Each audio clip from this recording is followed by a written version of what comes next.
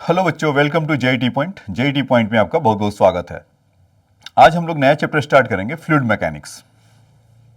ठीक है, तो ये है चैप्टर फ्लूइड मैकेनिक्स। इसके बारे में चर्चा करेंगे और स्टार्ट करेंगे।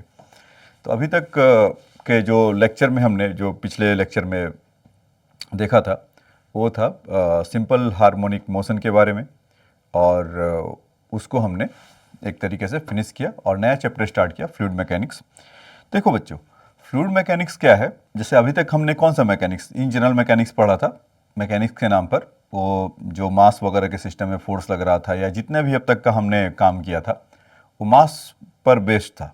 हम कोई फोर्स लगा रहे थे, एक्सेलरेशन हो रहा था, फिर उसके बाद उसका वगैरह वगैरह उसका पोजीशन चेंज कर रहा था, एनर्जी हाई है, लो है, वगैरह वगैरह, या उसका वेलोसिटी क्या है, मोमेंटम क्या है, एंगुलर मोमेंटम क्या है, घूमता है, लीनियर मोशन है, इस तरह की बातें किया था, लेकिन मास के लिए किया था। फ्लूइड के बारे में अभी तक हमने डिस्कशन नहीं किया। तो अब सबसे पहले तो समझते हैं कि फ्लूइड है क्या और उसका मैकेनिक्स। मतलब कि जो मास था, मास तो फ्लूइड के लिए था, के लिए भी होगा। तो जैसे ही कोई मास बोलता है तो हमारे मन में एक सॉलिड जैसा कोई चीज़ आता है। तो ऐसा नहीं है, इस लिक्विड का भी तो कोई मास होगा। तो अभी जो मास हमने जिसके लिए करा था, सॉलिड के लिए सब कुछ देखा था कि सॉलिड मतलब मटेरियल की जो 3 स्टेट्स हैं, सॉलिड, लिक्विड, गैस, तो सॉलिड के बारे में उसके लिए देखा था। और वहाँ पर हमने जो भी उसका करना था वो सब हमने उसके मैकेनिक्स के नाम पर किया था, चाहे रोटेशनल मैकेनिक्स हो या लॉज ऑफ मोशन का वर्क एनर्जी थ्योरम से लेकर मोमेंटम कंजर्वेशन तक, वो सब बातें हो। अब हम देखेंगे कि फ्लूइड के का मैकेनिक्स क्या होगा। तो इसका ऑब्वियसली इसका भी मास होगा, तो अपने भी मास के चलते, उसके ग्रेविटी के चलते इसमें क्या कुछ होगा। तो इंपॉर्टेंट वर्ड है इसका जो फ्लूइड की जो फ्लो कर सके। फ्लूइड का सिंपल मतलब कि जो फ्लो कर सके। तो हम उसको और उसके उसके चलते अगर फ्लो करता है तो उस पर अपने आप से तो होगा नहीं। अपने आप से मान लो एक बार को होगा भी कि उसके प्रेशर के चलते होगा, तो उस पर कहीं ना कहीं तो फोर्स लग रहा होगा। तो उन सबों को हम डिटरमाइन करेंगे कैसे। और मतलब कहीं से अगर कोई चीज़ फ्लो करता है तो जनरली हम फ्लो करते हुए क्या देखते हैं, जैसे रिवर हो गया, वो फ्लो करता है, या किसी गैस पाइपलाइन से कोई गैस आ रहा है, या हमारा जो रोज एनकाउंटर होता है सुबह सुबह जब हम नल वगैरह को खोलते हैं, या दिन की शुरुआत ही वहीं से होता है, या आप परफ्यूम आफ्टर द मतलब उसके लिए करते हैं तो उसमें से कुछ गैसेस आता है। तो कहने का मतलब है कि फ्लूइड वो है कि जहाँ जो फ्लो हो सके। अब फ्लो कौन होता है, तो मैंने 2-3 नाम लिया। एक तो नदी के वाला जो एग्जाम्पल लिया, river is flowing with certain speed, तो वहाँ पर क्या है, लिक्विड है। और जो परफ्यूम का एग्जाम्पल दिया वहाँ गैसियस है, या आपके जो गैस पाइपलाइन है वहाँ से गैस आता है, तो उसके लिए तो वो लोग फ्लो कर रहे थे। तो उसमें भी क्या है कि आपके घर में जैसे पानी वगैरह आता है तो देखते हैं होंगे कभी प्रेशर का, इन जनरल भाषा में, कि प्रेशर कम है या ज़्यादा है, पानी इसलिए नहीं आ रहा है या आ रहा है, वगैरह वगैरह। तो इसका मतलब ज़रूर इस फ्लो का प्रेशर से लिंक है। वो कैसे है वो सब बातें बताऊंगा।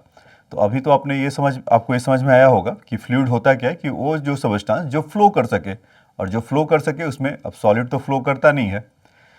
सॉलिड फ्लो करता है उसको अगर मतलब जैसे मान लीजिए कोई बहुत महीन पाउडर है और उसको अगर आप करिए तो उस तरह का फ्लो करना, तो वो ऐसा नहीं फ्लो। यहाँ पर लिक्विड और गैस से मतलब है कि लिक्विड और कभी दोनों एक साथ मिक्स होते हैं, रहते हैं। जैसे मान लीजिए कि वाटर है, या मतलब कोई एक जग है और उसमें आपने पानी डाल दिया, तो पहले से तो वहाँ पर एयर होगा और वो दोनों मिल गए, वाटर और एयर, तो उसके चलते फ्लो हो रहा है।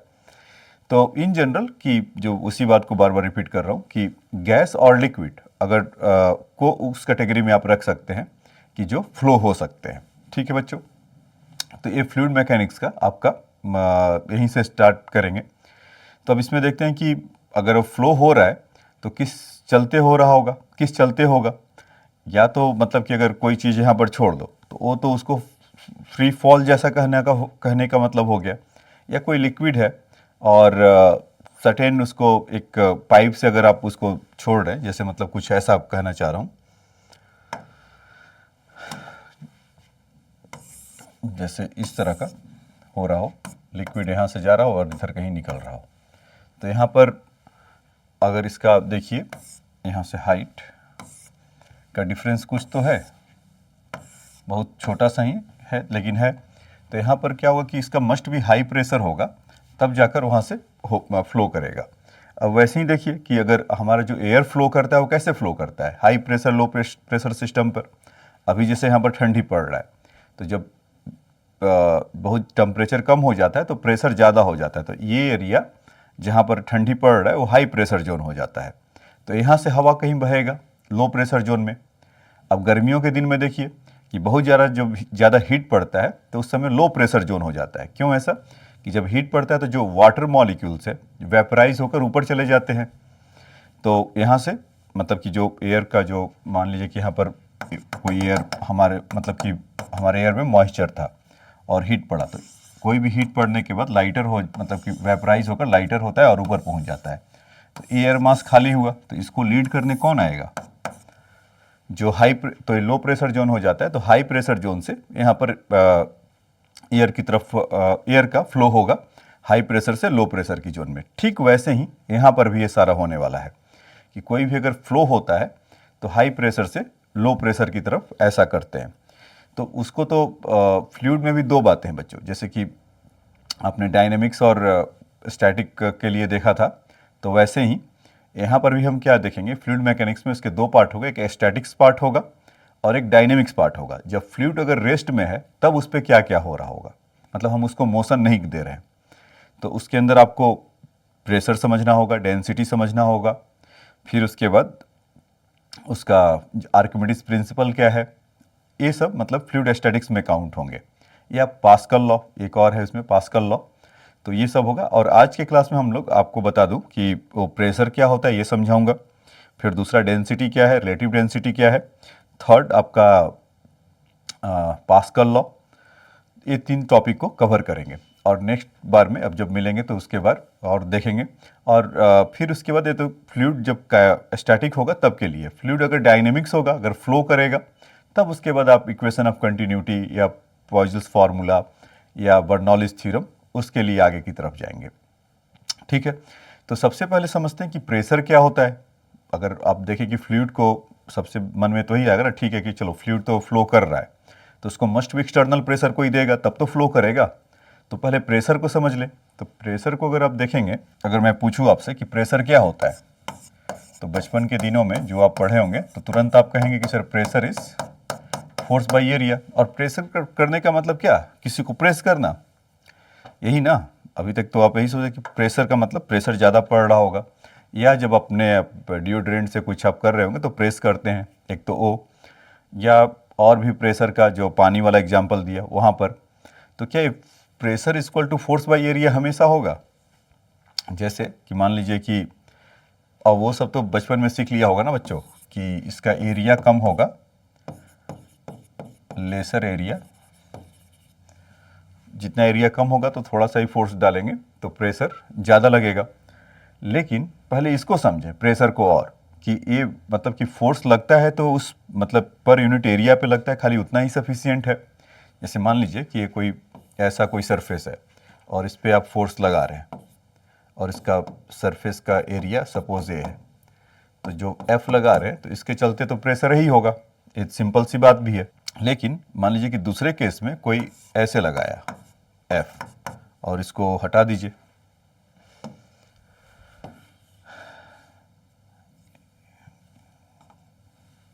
इसको हटा दीजिए और यहाँ से एंगल हो थीटा बन रहा हो, ऐसा फोर्स लग रहा हो, तब इसमें प्रेशर क्या लगेगा?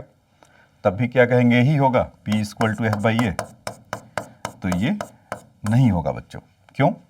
क्योंकि प्रेशर का जो डेफिनेशन होता है, मैं लिखवाऊँ या बोलूँ तो आपके दिमाग से तो आप तो पहले से भी देख रहे हैं, उसको समझाऊँ वो ज़्यादा बेहतर है। ऐसे मतलब प्रेशर का जो डेफिनेशन है वो फोर्स पर यूनिट एरिया वही होता है, मतलब और पर unit area perpendicular to the surface area, उसमें की वर्ड होता है perpendicular to the surface area. तो अभी जो फोर्स का दो कंपोनेंट होगा, एक तो F कॉस थीटा और इधर से देखेंगे तो F साइन थीटा, ऐसा। तो मतलब सरफेस के जो परपेंडिकुलर होगा फोर्स इक्वल टू जो सरफेस के परपेंडिकुलर होगा वो ही उसके प्रेशर में रोल करेगा। और F साइन थीटा वाला कंपोनेंट तो क्या करेगा, उसको मूव कराने लगेगा। तो मूव तो अभी नहीं कराना है, अभी केवल हमें उसका स्टैटिक जब होगा फ्लूइड उसके बारे में सोचना है। तो F P equal to F perpendicular by area, ऐसा। और उसका वैल्यू इस केस में क्या होगा, अगर इस तरह से अगर है तो F cos थीटा बाई ए।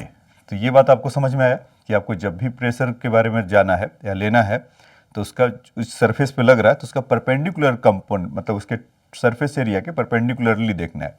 अच्छा, आपको कैसे पता चलेगा?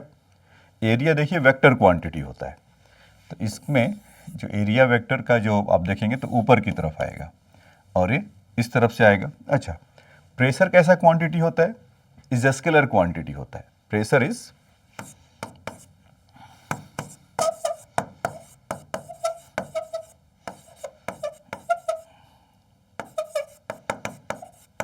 स्केलर क्वांटिटी, और उसका जो यूनिट आप देखेंगे प्रेशर का, तो फोर्स बाई एरिया तो आपको शुरू से ही पता है, न्यूटन पर मीटर स्क्वायर, और दूसरा पास्कल।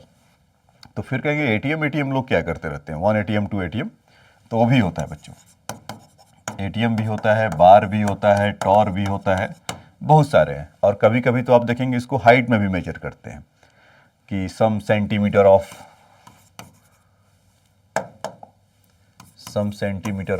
Hg मर्क्यूरी, इस तरह का भी आपको मिलेगा। तो वो सब आज आपको यही सब समझाऊंगा कि इसका क्या मतलब है, इसका क्या मतलब है, centimetre of mercury of Hg का क्या मतलब है, वाटर के टर्म में भी क्या कर सकते हैं। ठीक है, तो प्रेशर तो एक है। तो आइए सबसे पहले जहां हम लोग रहते हैं उसी को प्रेशर को समझे कि वो प्रेशर कैसे होता है और उसका मतलब कैसे हम कैलकुलेट करते हैं। ठीक है, तो जैसे यहाँ पर अगर हम आपको बहुत फैमिलियर बातें बताएं कि अगर जैसे कि यहाँ पर हैं तो हमें अपना जो भी सांस ले रहे हैं कर रहे हैं, लेकिन एक तो एटमॉस्फेरिक प्रेशर ऊपर से है, एक कौन देता है, एटमॉस्फेयर जो गैस है, तो उस पर हमें वो लोग मतलब जो गैसियस पार्टिकल है वो हमारे बॉडी पर प्रेस करते हैं, एक तो हुआ। दूसरा कि आजकल स्कूबा डाइविंग का बड़ा चलन है, मालदीव से लेकर और लक्षद्वीप, मालदीव का तो नाम नहीं लेना चाहिए था, वो गलती से निकल गया मुंह से। लक्षद्वीप में लोग जाते हैं स्कूबा डाइविंग करने, आप लोग भी जरूर जाइए लक्षद्वीप। तो वहाँ पर आप देखते हैं कि स्पेशल सूट वगैरह पहन कर जाते हैं। अभी देखे थे पीएम मोदी भी गए थे स्पेशल सूट पहनकर, अंदर मास्क वास्क लगाकर अंदर गए थे। तो समझ में आता है कि मास्क वगैरह लगा के गए थे, ऑक्सीजन की कमी होगा, ऑक्सीजन तो मतलब नहीं कर पाते हैं वो, तो जो वाटर क्रिएचर होते हैं वो लोग उनका अपना कर लेते हैं ब्रीदिंग करने के लिए। लेकिन स्पेशल सूट पहन के जाते हैं, उनके पीछे का क्या है, गीला हो जाएंगे तो सूट गीला नहीं होगा क्या?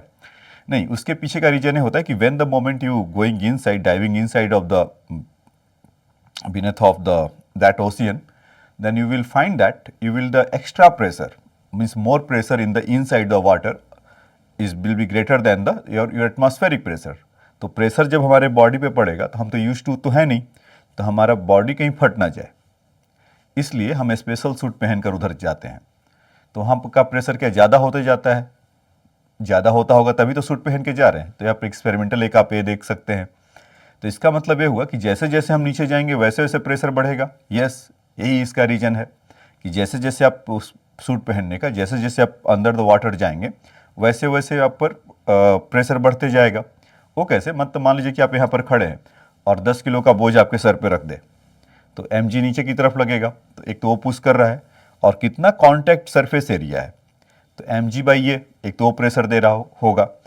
10 के बजाय 100 कर दे तब तो क्या कि नीचे ही बैठ जाऊंगा, या 100 kg के बजाय फिर 10,000 1 टन का इस तरह का दे दे, तब तक तो आप तो पूरा प्लेन हो जाएंगे।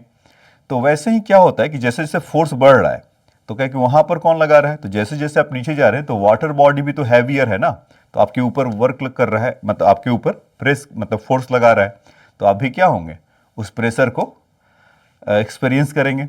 और वैसे भी प्रेशर के बारे में तो आपको पहले से ही पता है कि प्रेशर मत दो बच्चे को, नहीं तो कुछ और हो जाएगा। तो उस प्रेशर से तो आप भली भांति है, लेकिन वो प्रेशर हमारे फिजिकल कांटेक्ट में नहीं, हमारे इंटरनल कांटेक्ट में लगता है। तो ठीक है, तो इस प्रेशर के बारे में बात कर रहे थे। तो मैं आपको बता रहा था कि जैसे जैसे आप हाइट अगर अंदर की तरफ जाते हैं सी के अंदर, तो वैसे वैसे उसका प्रेशर बढ़ते जाता है।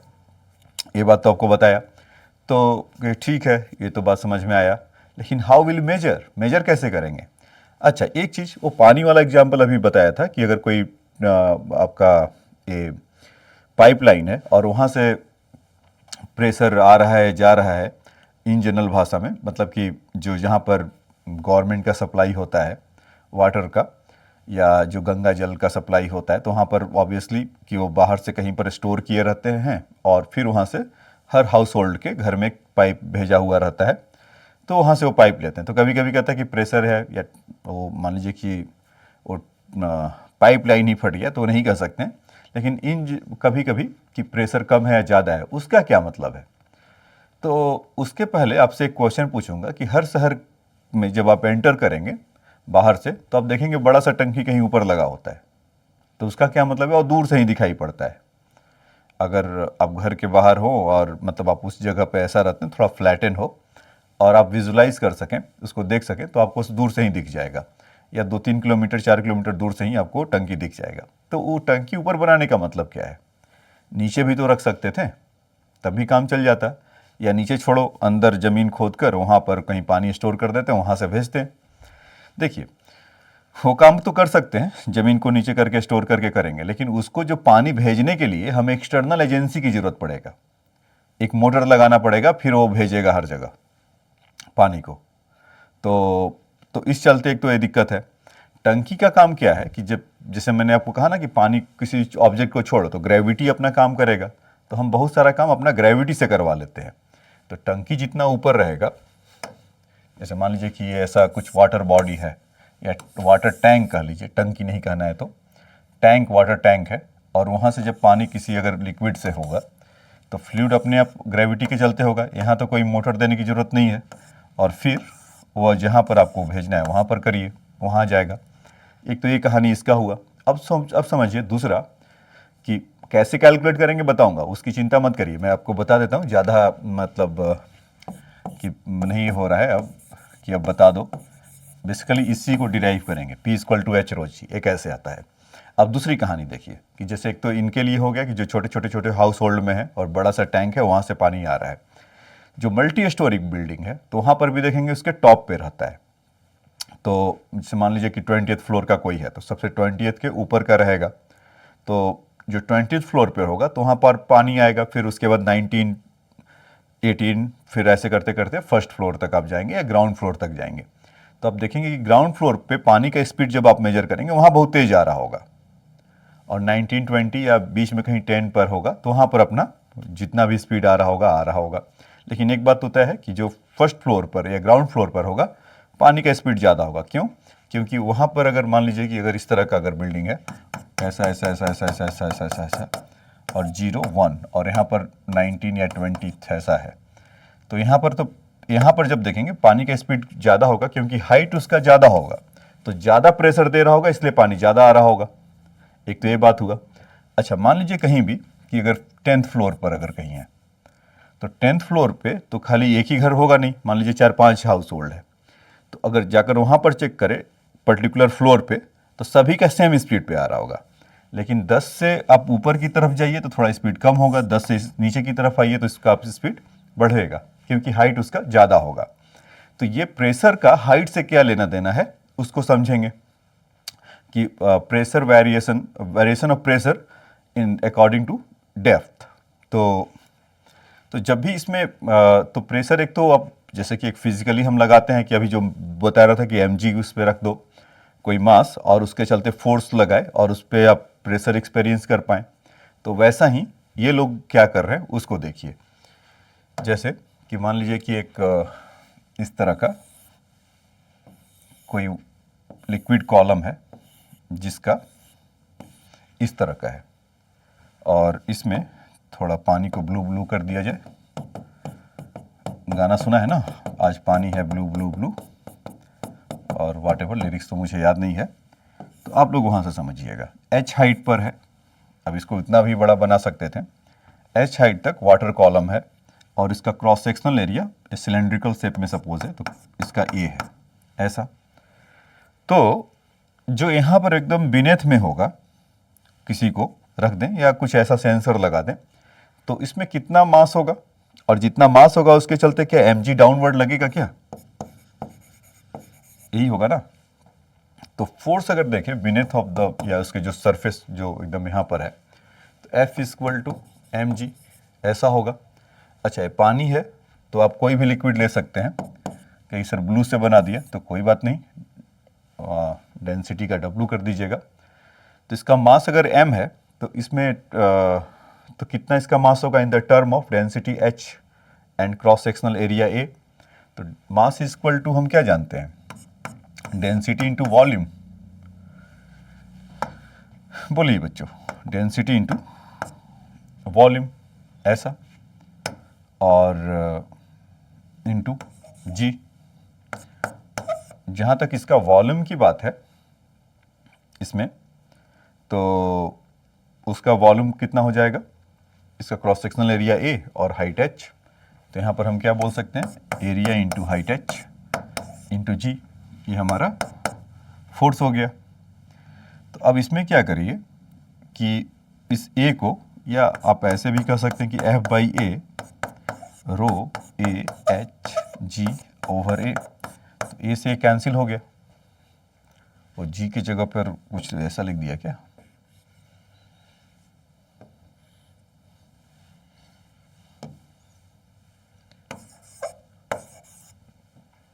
ऐसा।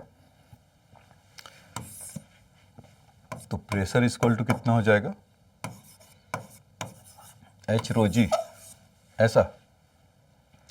तो जितना वो नीचे होगा, आप समझ में आया कि हाइट उसको क्यों रखा जाता है, कि जितना हाइट ज़्यादा होगा उतना वो ज़्यादा प्रेशर उस पर जाएगा, और उसके चलते वो अपना जहाँ भी उसको भेजना होगा हम उसको भेज सकते हैं। तो हाउ वेरिएशन विद द, अब समझ में आया कि जितना अंदर की तरफ जाएंगे एच जितना होगा। तो यहाँ पर ये है, ये इसके सरफेस से, ये वाटर सरफेस होगा, यहाँ पे कोई प्रेशर पूछे उसके सरफेस पे तो क्या होगा, शून्य। क्यों, क्योंकि एच ही जीरो है, कोई इसके ऊपर है ही नहीं कि जो कि आपको फोर्स लगाए।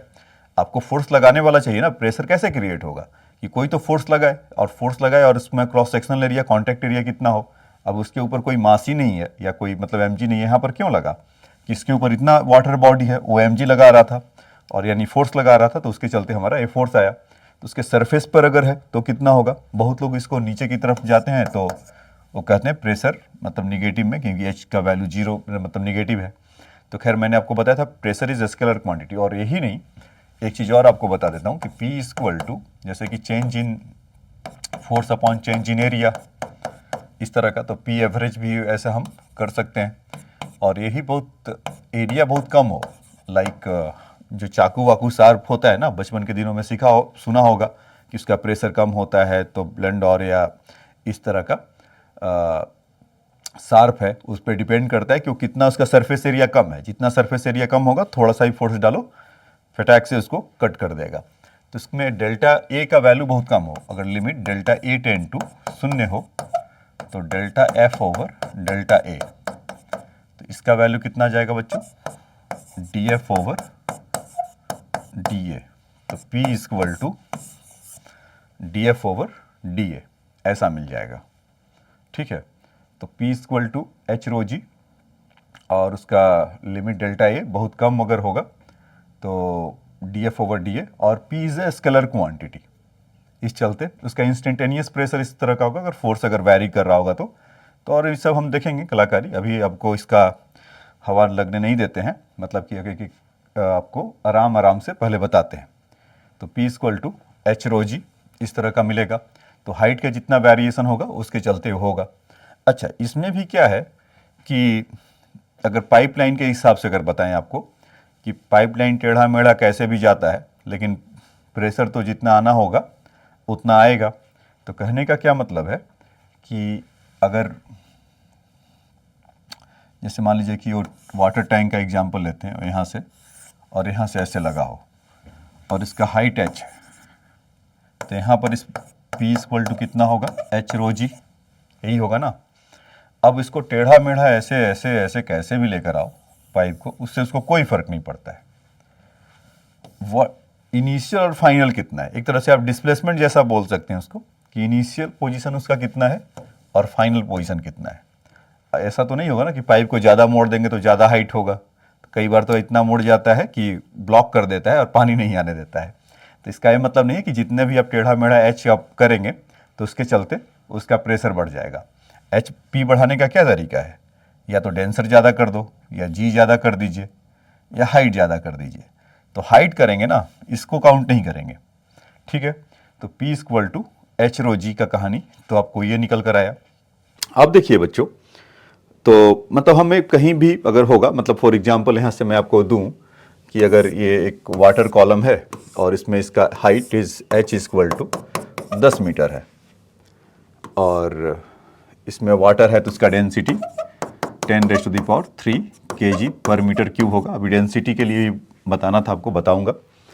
इसमें पानी ऐसे ऐसे ऐसे कुछ भरा हुआ है, तो इसके बॉटम पर यहाँ पर कोई आदमी को छोड़ दे तो कितना प्रेशर को कर रहा होगा, तो कहेंगे इसमें P equal to H rho जी होगा।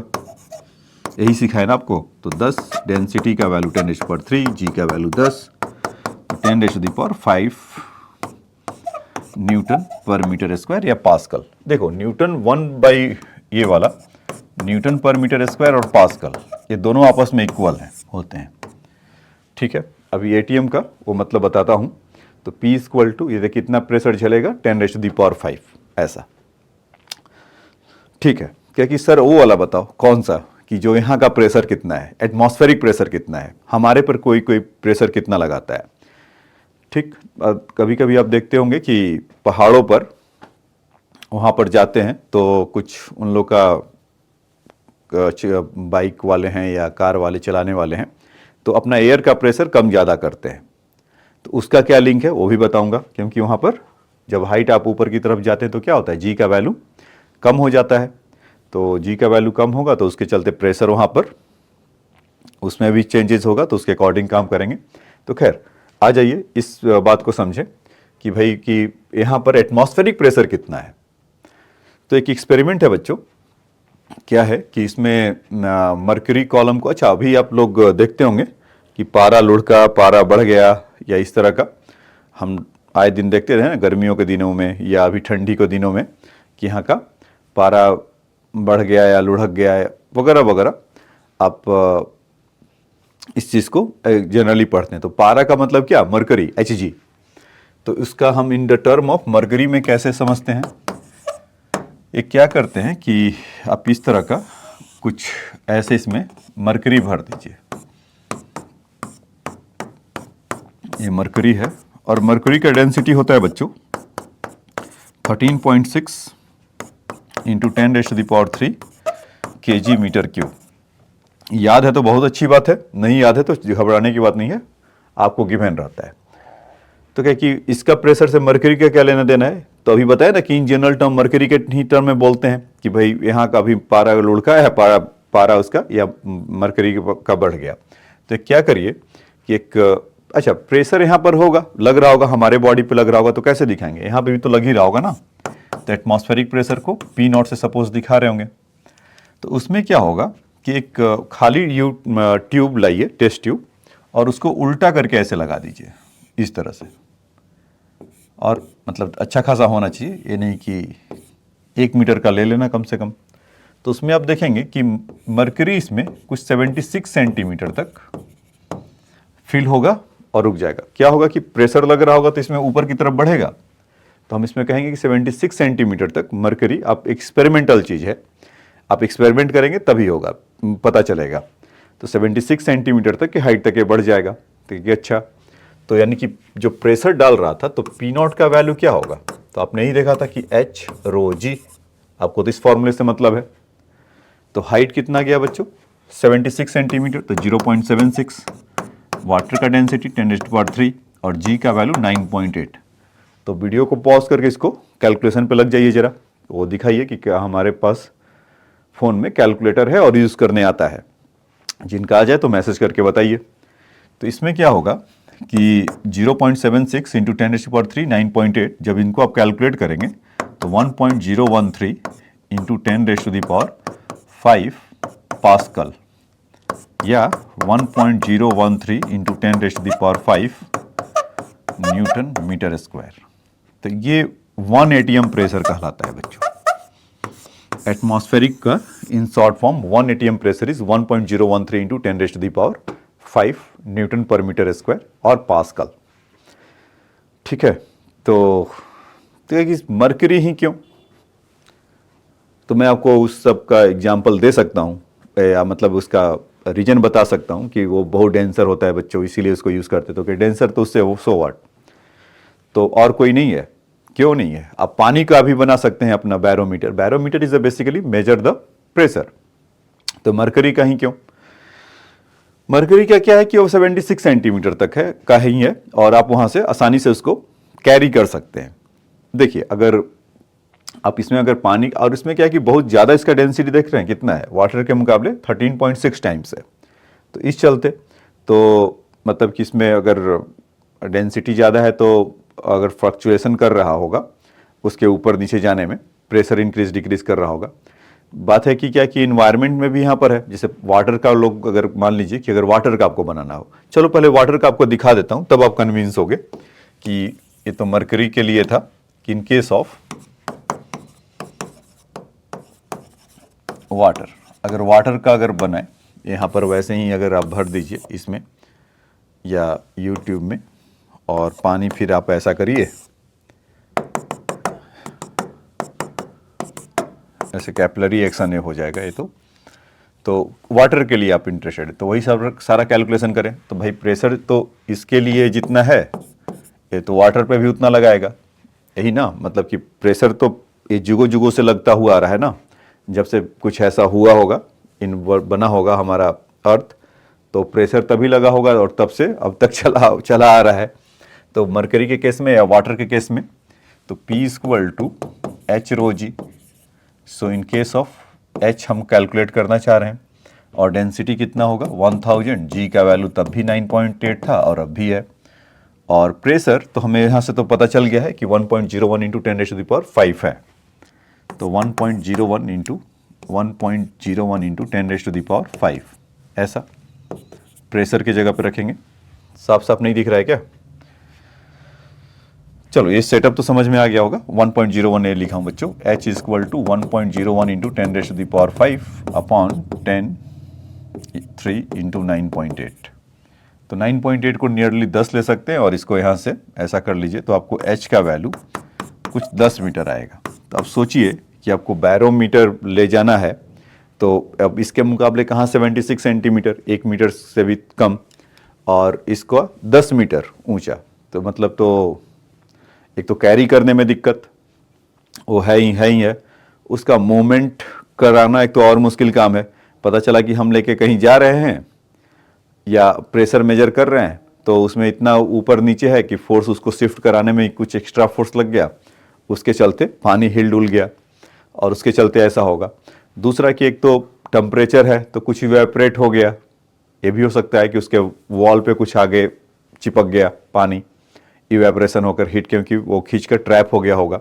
मरकरी के केस में ऐसा नहीं है कि बहुत डेंसर है, थोड़े मोड़े हीट को तो वो करेगा, ऐसा भी नहीं है कि उसी को तो मेजर करने के लिए है पारा ऊपर नीचे गया, लेकिन वो सब बातें इवेपोरेशन जैसा इसके अंदर नहीं होगा।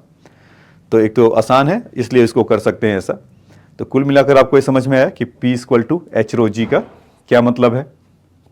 आप इसको ऐसे भी समझ सकते हैं कि एक और मतलब क्वेश्चन से करा दे, मतलब कि आप सोच रहे हैं कि हमारे लिए क्या है, मतलब हमने क्या सीखा, हमारे को एग्जाम में कैसे पूछा जाएगा। देखो उसके लिए अभी तो बहुत सारा है बातें। तो यहाँ से जैसे मान लीजिए कि 2 कॉलम है या 2 मतलब इस तरह का है। अच्छा एक चीज़ और आपको बता दूं कि जैसे इस तरह के जो भी आपको हाइट के लिए देखा, तो यहाँ पर अगर पॉइंट A है, पॉइंट B है और पॉइंट C है और लिक्विड इसमें से H है, तो pressure of A is less than pressure of B होगा क्या? ये गलत चीज़ होगा, नहीं होगा, गलती से लिखा तो इसलिए चलो उसको आपको बता ही दो। Pressure of A is less than pressure of C, हाँ ये होगा कि जितना आप नीचे की तरफ जाएंगे हाइट बढ़ते जाएगा उसका प्रेशर ज़्यादा होगा। A और B में क्या रिलेशन होगा? ये दोनों सेम हॉरिजेंटली हैं, हॉरिजेंटल पॉइंट पर है, तो PA = PB होगा क्योंकि हाइट उन दोनों का सेम है ना, ऐसा। तो अगर H सेम है तो उस मतलब सरफेस से उसका H अगर है या हॉरिजेंटली पॉइंट अगर सिंपल बोल दिया जाए तो PA = PB होगा, और हाइट नीचे की तरफ जैसे आप जा रहे हैं तो वैसे वैसे प्रेशर बढ़ेगा। तो P पी ए ऊपर की तरफ है, उसका कुछ सर्टेन डिस्टेंस होगा, और यहाँ पर पी सी उसका लिए कम होगा। तो एक रिलेशन ऐसा समझते रहिए। मान लीजिए कि दो डेंसिटी है, रो 1 कुछ 2 into 10⁻³ kg per metre cube, और रो 2 है, नीचे इसके लिए तो हैवियर ही होना चाहिए, नहीं तो ऊपर पहुंच जाएगा, kg पर मीटर क्यूब है। ठीक है, ये ऐसा kg पर मीटर क्यूब है। इसका है कुछ 2 मीटर और इसका है कुछ 2 मीटर।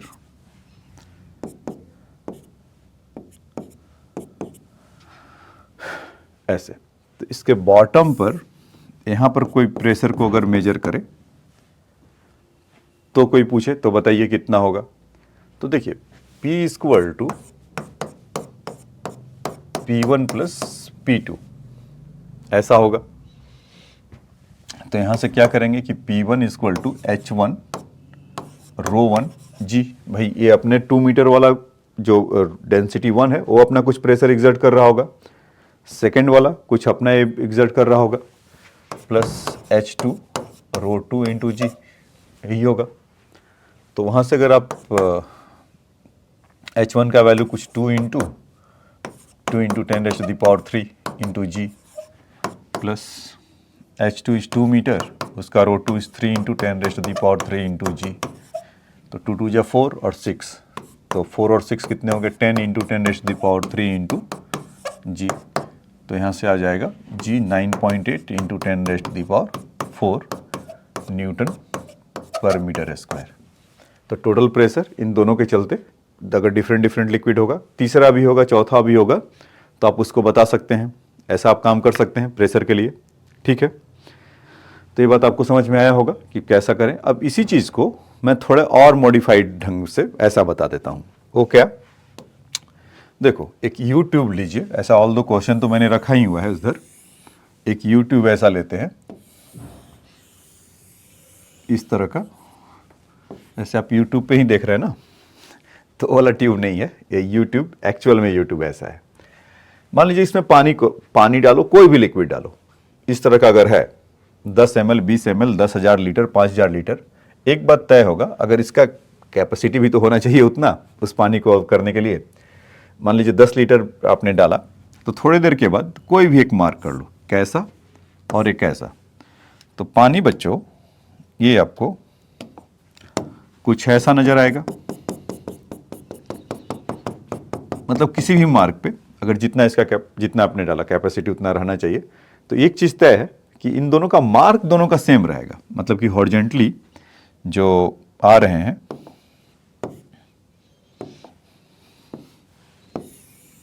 ये चीज, ये ऐसा मिलेगा, इन दोनों का सेम लेवल पर होंगे। ठीक, अगर सेम लिक्विड, एक ही लिक्विड को अगर ऐसा डालेंगे तो मान लीजिए इस केस में हमने वाटर को डाला, इसमें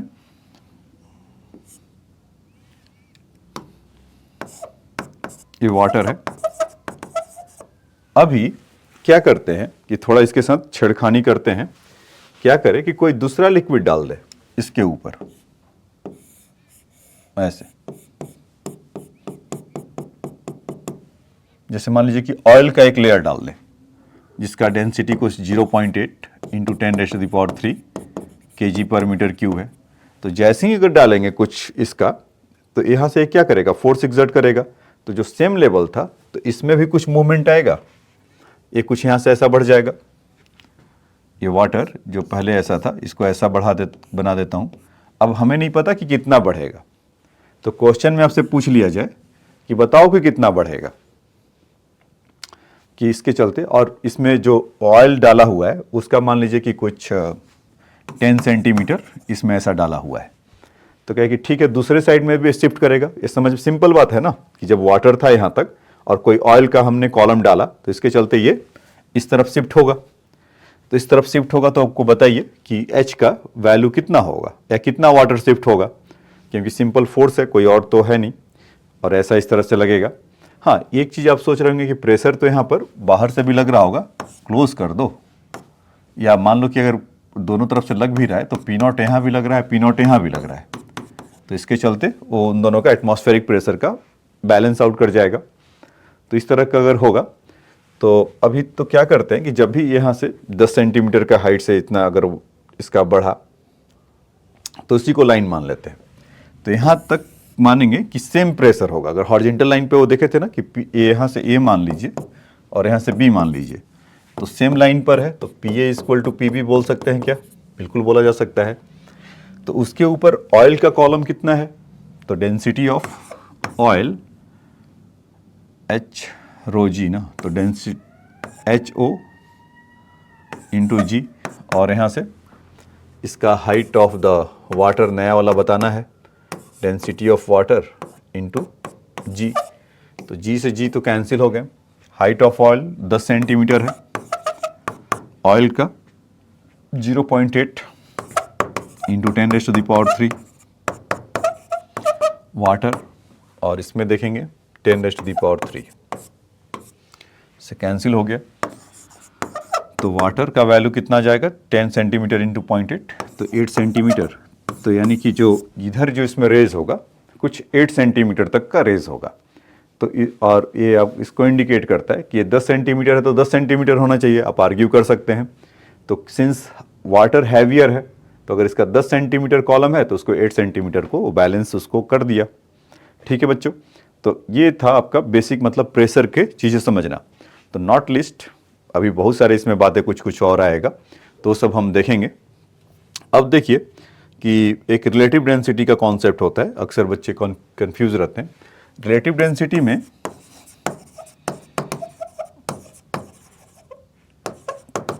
सिंपली इसको आरडी से भी दिखाते हैं। तो आपको पता है वाटर का डेंसिटी मैक्सिमम कब होता है? जब वो 4 डिग्री सेंटीग्रेड पर होता है, तब वाटर का डेंसिटी मैक्सिमम होता है, और जब टेम्परेचर बढ़ने लगता है तो डेंसिटी कम होने लगता है। तो 4 डिग्री सेंटीग्रेड पर अगर हम वाटर के विथ रिस्पेक्ट टू में किसी का दूसरे का अगर देखें, किसी भी सबस्टांस का, तो density of any substance upon density of the water, so ratio of the that substance we are looking for. RD generally क्या होता है कि एक नंबर में रहता है, क्योंकि वो रेशियो है। रिलेटिव जैसा वर्ड का मतलब है ना कि एक किसके रिलेटिव में, तो वाटर के रिलेटिव में। तो substance density upon water density, तो रेशियो है तो एक नंबर होगा, 1 2 3 4 5 6 7 8 इस तरह का, 0.8 0.6 1.2 5 6 7 8 इस तरह का कुछ भी एक नंबर होगा तो उसको रिलेटिव डेंसिटी बोलते हैं। और यही चीज़ उसके स्पेसिफिक डेंसिटी भी बोल देते हैं उसको। तो ये समझ में आया? तो एट मतलब substance density upon water density at 4 degree centigrade, तो जो उसका नंबर कोई आता है तो हम उसको बोलते हैं रिलेटिव डेंसिटी।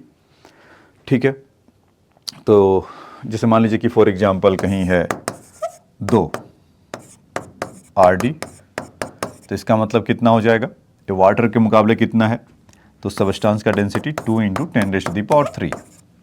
और एक चीज़ और समझिएगा कि डेंसिटी इक्वल टू, ये तो मास बाई वॉल्यूम तो बचपन में सीख लिया होगा ना, ये तो होता ही है। तो इसका जो यूनिट होता है kg पर मीटर क्यूब। तो एम के सिस्टम में जैसे वाटर का होता है 1000 kg पर मीटर क्यूब, तो सीजीएस सिस्टम में कितना होगा वाटर का? 1। तो उस समय क्या होगा? ग्राम पर सेंटीमीटर क्यूब सीजीएस सिस्टम में, और इसी को बोलते हैं 1 ग्राम पर ml। तो जो आपका वाटर जो हम लोग पानी पीते हैं ये वाला, तो 1 लीटर का जो डब्बा होता है पीने वाला, तो उसका वजन कितना होगा? 1 kg, क्योंकि 1 ml का वेट कितना है? 1 ग्राम। तो 1000 ml का कितना होगा? 1 लीटर में कितने ml? 1000 ml। तो उसका वेट कितना? मास नॉट वेट बिकॉज की मास तो ज़्यादा होता है क्योंकि जी इस पर लग रहा होगा, तो उसका वेट कितना होगा? इस 1000 ग्राम। बोलते तो उतना ही है लेकिन वो होता है वेट। तो यानी कि 1 लीटर का जो वेट होगा उसका 1000 ग्राम होगा या 1 kg होगा। ठीक है, तो ये रिलेटिव डेंसिटी का कॉन्सेप्ट है। फिर तो क्वेश्चंस को और आने दीजिए, तो फिर ऐसे वैसे एक एक करके लेंगे, मतलब 2 डेंसिटी को आपस में मिक्स करेंगे तब क्या होगा, उस तरह की बातें। ठीक है, एक तो बात समझ में आ गया कि प्रेशर को आपने अच्छे से समझा कि प्रेशर क्या होता है। एक दूसरा कि उसमें उसका वेरिएशन कैसे कैलकुलेट कैसे करते हैं, लिक्विड कॉलम के चलते क्या होता है, और दूसरा P = F/A जो जानते हैं। अब उसका कुछ एप्लीकेशन देख लें।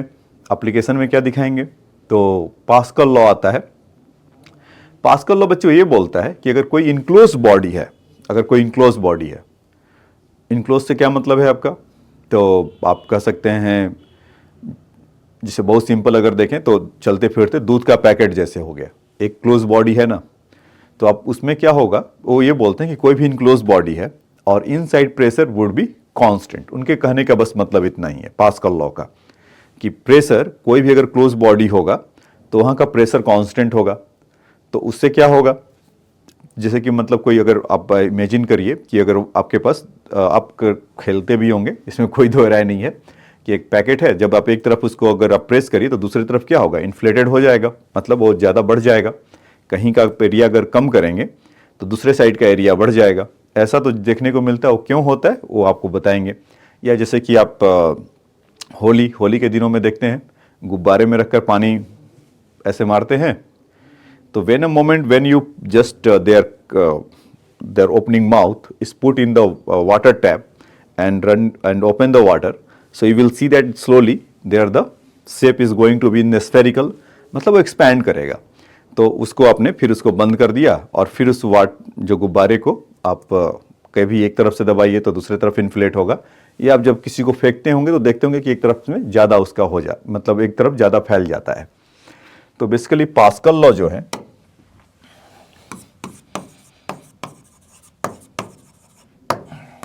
ये बोलते हैं कि प्रेशर इज कांस्टेंट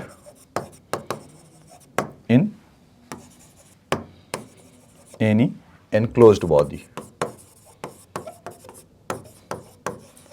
कोई अगर इनक्लोज्ड बॉडी है तो उसमें प्रेशर कांस्टेंट होगा। अब प्रेशर कांस्टेंट होगा तो क्या होगा, फोर्स बाई एरिया कांस्टेंट होगा, और ये क्या करेगा कि F1/A1 = F2/A2, ऐसा ही कहानी होगा ना।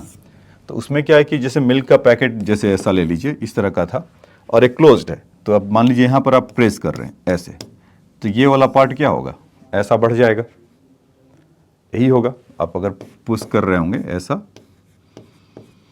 तो ये वाला पार्ट वहाँ से इसमें ऐसे बढ़ जाएगा। तो F1/A1 = F2/A2 और प्रेशर उसका कांस्टेंट होगा। तो पास्कल लॉ का ही है, तो इसका बहुत सारा एप्लीकेशन है। जैसे मान लीजिए कि कोई हैवियर चीज़ को उठाना हो, मतलब इसी यूट्यूब के उसमें बताऊंगा अभी, यूट्यूब में बताऊंगा, ये नहीं कि जो चल रहा है यूट्यूब, वो नहीं, यूट्यूब में बताऊंगा, मतलब उसका ये कि प्रॉपर अभी लिया था ना, उस तरह का अगर यूट्यूब लेते हैं और उसमें अंदर कोई लिक्विड भर देते हैं। तो दूसरा एक हाइड्रोलिक लिफ्ट। आप सोचिए कि जैसे मतलब कार चला रहे हैं और आपको ब्रेक लगाने की ज़रूरत पड़ता है, तो अब ब्रेक तो आपके पैर के पास होता है, रुकना किसको है, पहिया को।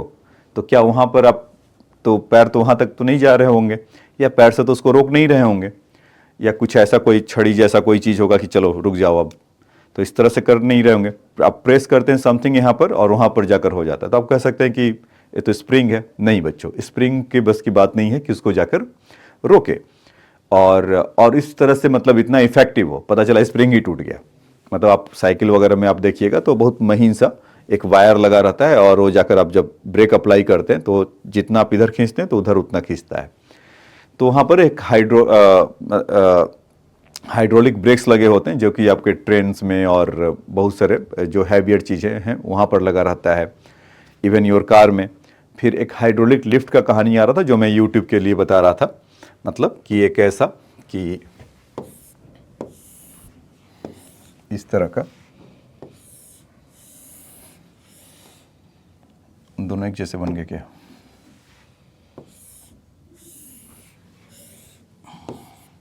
एक ऐसा है। तो इसको जानबूझ के बनाया गया है बच्चों। जैसे मान लो कि A1 है और इसके अंदर कोई भी लिक्विड है, कोई ज़रूरी नहीं कि वाटर इजीली अवेलेबल है, इसीलिए हम इसको यूज़ करते हैं। अगर उससे अच्छा कोई सस्ता मिलेगा तो वो यूज़ करने लगेंगे।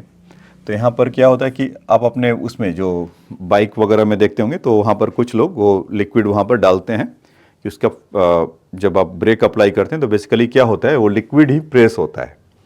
जैसे मान लीजिए कि एकदम टाइट पिस्टन से ऐसा बंद पड़ा हुआ है, तो आप थोड़ा सा भी इसको करेंगे यहाँ पर, तो ये क्या करेगा, ये ऊपर की तरफ जाएगा, यही होगा ना। तो इनक्लोज्ड प्रेशर के लिए ऐसा होगा। मतलब आप सिंपल से ऐसा समझ लीजिए, बहुत सारा क्वाइन है, ऐसा ऐसा ऐसा ऐसा ऐसा ऐसा, कितने होंगे काउंट करो, 1 2 3 4 5 6 7 8 9 10 11। अब मान लीजिए 11 लोग हैं और 12वां मैन को अंदर भेजिए। ये तो क्रिकेट का टीम हो गया, तो एक को तो बाहर जाना पड़ेगा ऐसा। तो वही काम यहाँ पर हो रहा है कि जैसे ही प्रेस किया तो वाटर का मॉलिक्यूल एक फिक्स है और उस पर जाना पड़ेगा। तो यहाँ पर A1 है और इसका एक क्रॉस सेक्शनल एरिया A2 है, और यहाँ पर आप फोर्स F1 लगा रहे हैं, तो इसको जो भी वेट होगा उसका उसको लिफ्ट कर देगा। तो हाइड्रोलिक लिफ्ट इसी को कह रहे थे। तो F1 by A1 equal to F2 by A2 ऐसा। तो F1 equal to F2 by A2 into A1 ऐसा। तो अब A1 जितना ही पतला होगा, अब देख रहे होंगे फोर्स आपको उतना ही कम लगाना पड़ेगा, उतना हैवियर चीज़ को वो लिफ्ट कर देगा। ये बात समझ में आया? जैसे मान लीजिए कि यहाँ पर एग्जाम्पल के लिए कि आपने 200 न्यूटन का फोर्स लगाया, या आप ऐसा उल्टा कर देते हैं कि जैसे मान लीजिए कि ये 50 kg का कोई हैवियर चीज़ है और आप उसको कितना यहाँ पर फोर्स लगाए, कितना यहाँ से फोर्स लगाए कि वो वहाँ से आने से उठ जाए। और यहाँ पर मान लीजिए कि इसका 5 × 10⁻⁻⁴ सेंटीमीटर स्क्वायर है, और यहाँ पर कुछ 10 × 10⁻⁻⁴ सेंटीमीटर स्क्वायर है। एरिया दोनों का गिवन है। तो कह रहा है कि फोर्स बताइए कि फोर्स कितना लगाएंगे कि जिसके चलते ये उसको लिफ्ट करा दे 50 kg का। और यहाँ का 5 × 10⁻⁻⁴ है, वहाँ पर 10 × 10⁻⁴ है सेंटीमीटर स्क्वायर। तो कहेंगे ठीक है, जो पास्कल लॉ हमें सिखाया था F1 by A1 equal to F2 by A2, यही ना। तो लिफ्ट कराने के लिए किसके अगेंस्ट काम कर रहा होगा? ग्रेविटी 50 उसको नहीं जाने दे रहा होगा ना, 50G। तो यहाँ से F1 का जो वैल्यू होगा F2 by A2 into A1। तो 50 into G, A2 is your 10 × 10⁻⁻⁴, 5 × 10⁻⁻⁴, कुछ ऐसा होगा। और ये दोनों कैंसिल हो जाएंगे, 5 2, तो यहाँ से कितना हो जाएगा 25G। तो उसको लिफ्ट कराने के लिए आपको इतना 25G का फोर्स लगाना पड़ेगा, और जो कि उसके आधा है। तो ये हाइड्रोलिक लिफ्ट का फ़ायदा है। एक्चुअल में तो थोड़ा बहुत एक नैरो होता है और वो ब्रॉडर होता है। तो जितना ब्रॉडर होगा उतना ज़्यादा लिफ्ट करेगा, जितना नैरोअर होगा उतना ज़्यादा लिफ्ट करेगा। ठीक है बच्चों, तो ये बात आपको समझ में आया होगा कि पास्कल लॉ का एप्लीकेशन तो हाइड्रोलिक लिफ्ट में या हाइड्रोलिक ब्रेक्स में या इस तरह का कोई सिस्टम अगर बन रहा होगा जहाँ पर प्रेशर को ट्रांसमिट करे। मतलब कि क्या होता है कि पास्कल लॉ दूसरी भाषा में भी बोलता है कि फोर्स को या प्रेशर या फोर्स को ही ट्रांसमिट करते हैं थ्रू द लिक्विड। जैसे मान लीजिए कि अभी ये क्वाइन वाला सिक्का था, क्वाइन वाला जो सिस्टम था, यहाँ पर आपको जैसे कि आपको पुश करना था तो डायरेक्टली उसको फोर्स लगा नहीं सकते थे। तो जो 12th क्वाइन जो इसमें रखा तो यहाँ पर किया और वहाँ पर ट्रांसमिट कर दिया थ्रू द क्वाइन, एक दूसरे पर लगाया फोर्स और आगे की तरफ बढ़ा दिया। डोमिनोज इफेक्ट टाइप का कुछ चीज़ें कह रहा हूँ। तो खैर यहाँ पर इनडायरेक्टली या मतलब कि इसमें क्या है कि अगर आप कोई लिक्विड है और यहाँ पर कोई फोर्स आप अगर लगा रहे हैं तो उसके चलते इस लिक्विड के चलते ट्रांसमिट हो रहा है और वहाँ पर इफेक्ट देखने को मिल रहा है। तो पास्कल लॉ बेसिकली बच्चों यही है। तो ये बात आपको समझ में आया होगा। तो अभी तक मैं फॉर्मूले के तौर पे अगर देखूं तो आपको बताया क्या हूं, कोई वही 2-3 चीज़ें। एक तो आपको बताया P = h/g, एक दूसरा और हाइट के साथ वैरी करता है। डेंसिटी के लिए कहिए तो एकदम अभी बताया उसका कि RD रिलेटिव डेंसिटी क्या होता है कि density of the substance upon density of the water, उन दोनों का रेशियो। तीसरा कि F1/A1 = F2/A2 इस पास्कल लॉ। ये 3 चीज़ें आपको बताया हूँ। एक चीज़ और थोड़ा भी रह रहा है कि लगता है कि बता दूँ उसमें, क्योंकि क्वेश्चन करने में स्मूथली होगा कि यहाँ पर तो आपने एक ऐसा देखा था कि कोई वाटर कॉलम था या कोई भी लिक्विड कॉलम है तो उसका हाइट h है। तो अगर इसमें इस पॉइंट पे अगर मैं पूछूं कि प्रेशर कितना होगा ड्यू टू लिक्विड, तो आप क्या बोलेंगे? h/g, यही बोलेंगे ना। और ये एंड अभी ओपन है, तब तो ओपन है तो इस पर क्या लग रहा होगा? एटमॉस्फेरिक प्रेशर भी तो लग रहा होगा ना।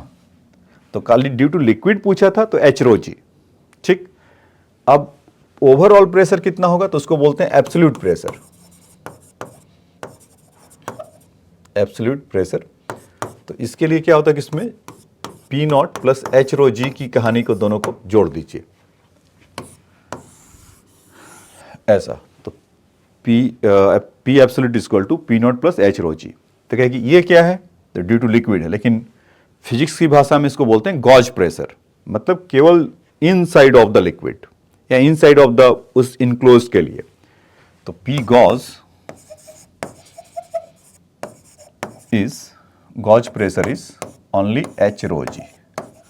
ठीक है, तो सिंपल कहानी है कि एच रो जी में अगर पी नॉट को भी अगर जोड़ दे तो वही एब्सोल्यूट प्रेशर कहलाने लगता है, और खाली उस लिक्विड के चलते तो गॉज प्रेशर होगा। जनरली गॉज प्रेशर का एप्लीकेशन टायर वगैरह के लिए किया जाता है। जब देखते हैं ना, जब हवा भर आने जाते हैं तो ऐसा लगा के कुछ वो चेक करता है, तो बेसिकली वो गॉज प्रेशर को ही मेजर करता है, क्योंकि ट्यूब इनसाइड वो क्लोज्ड है और उसके चलते वहाँ पर प्रेशर कितना है।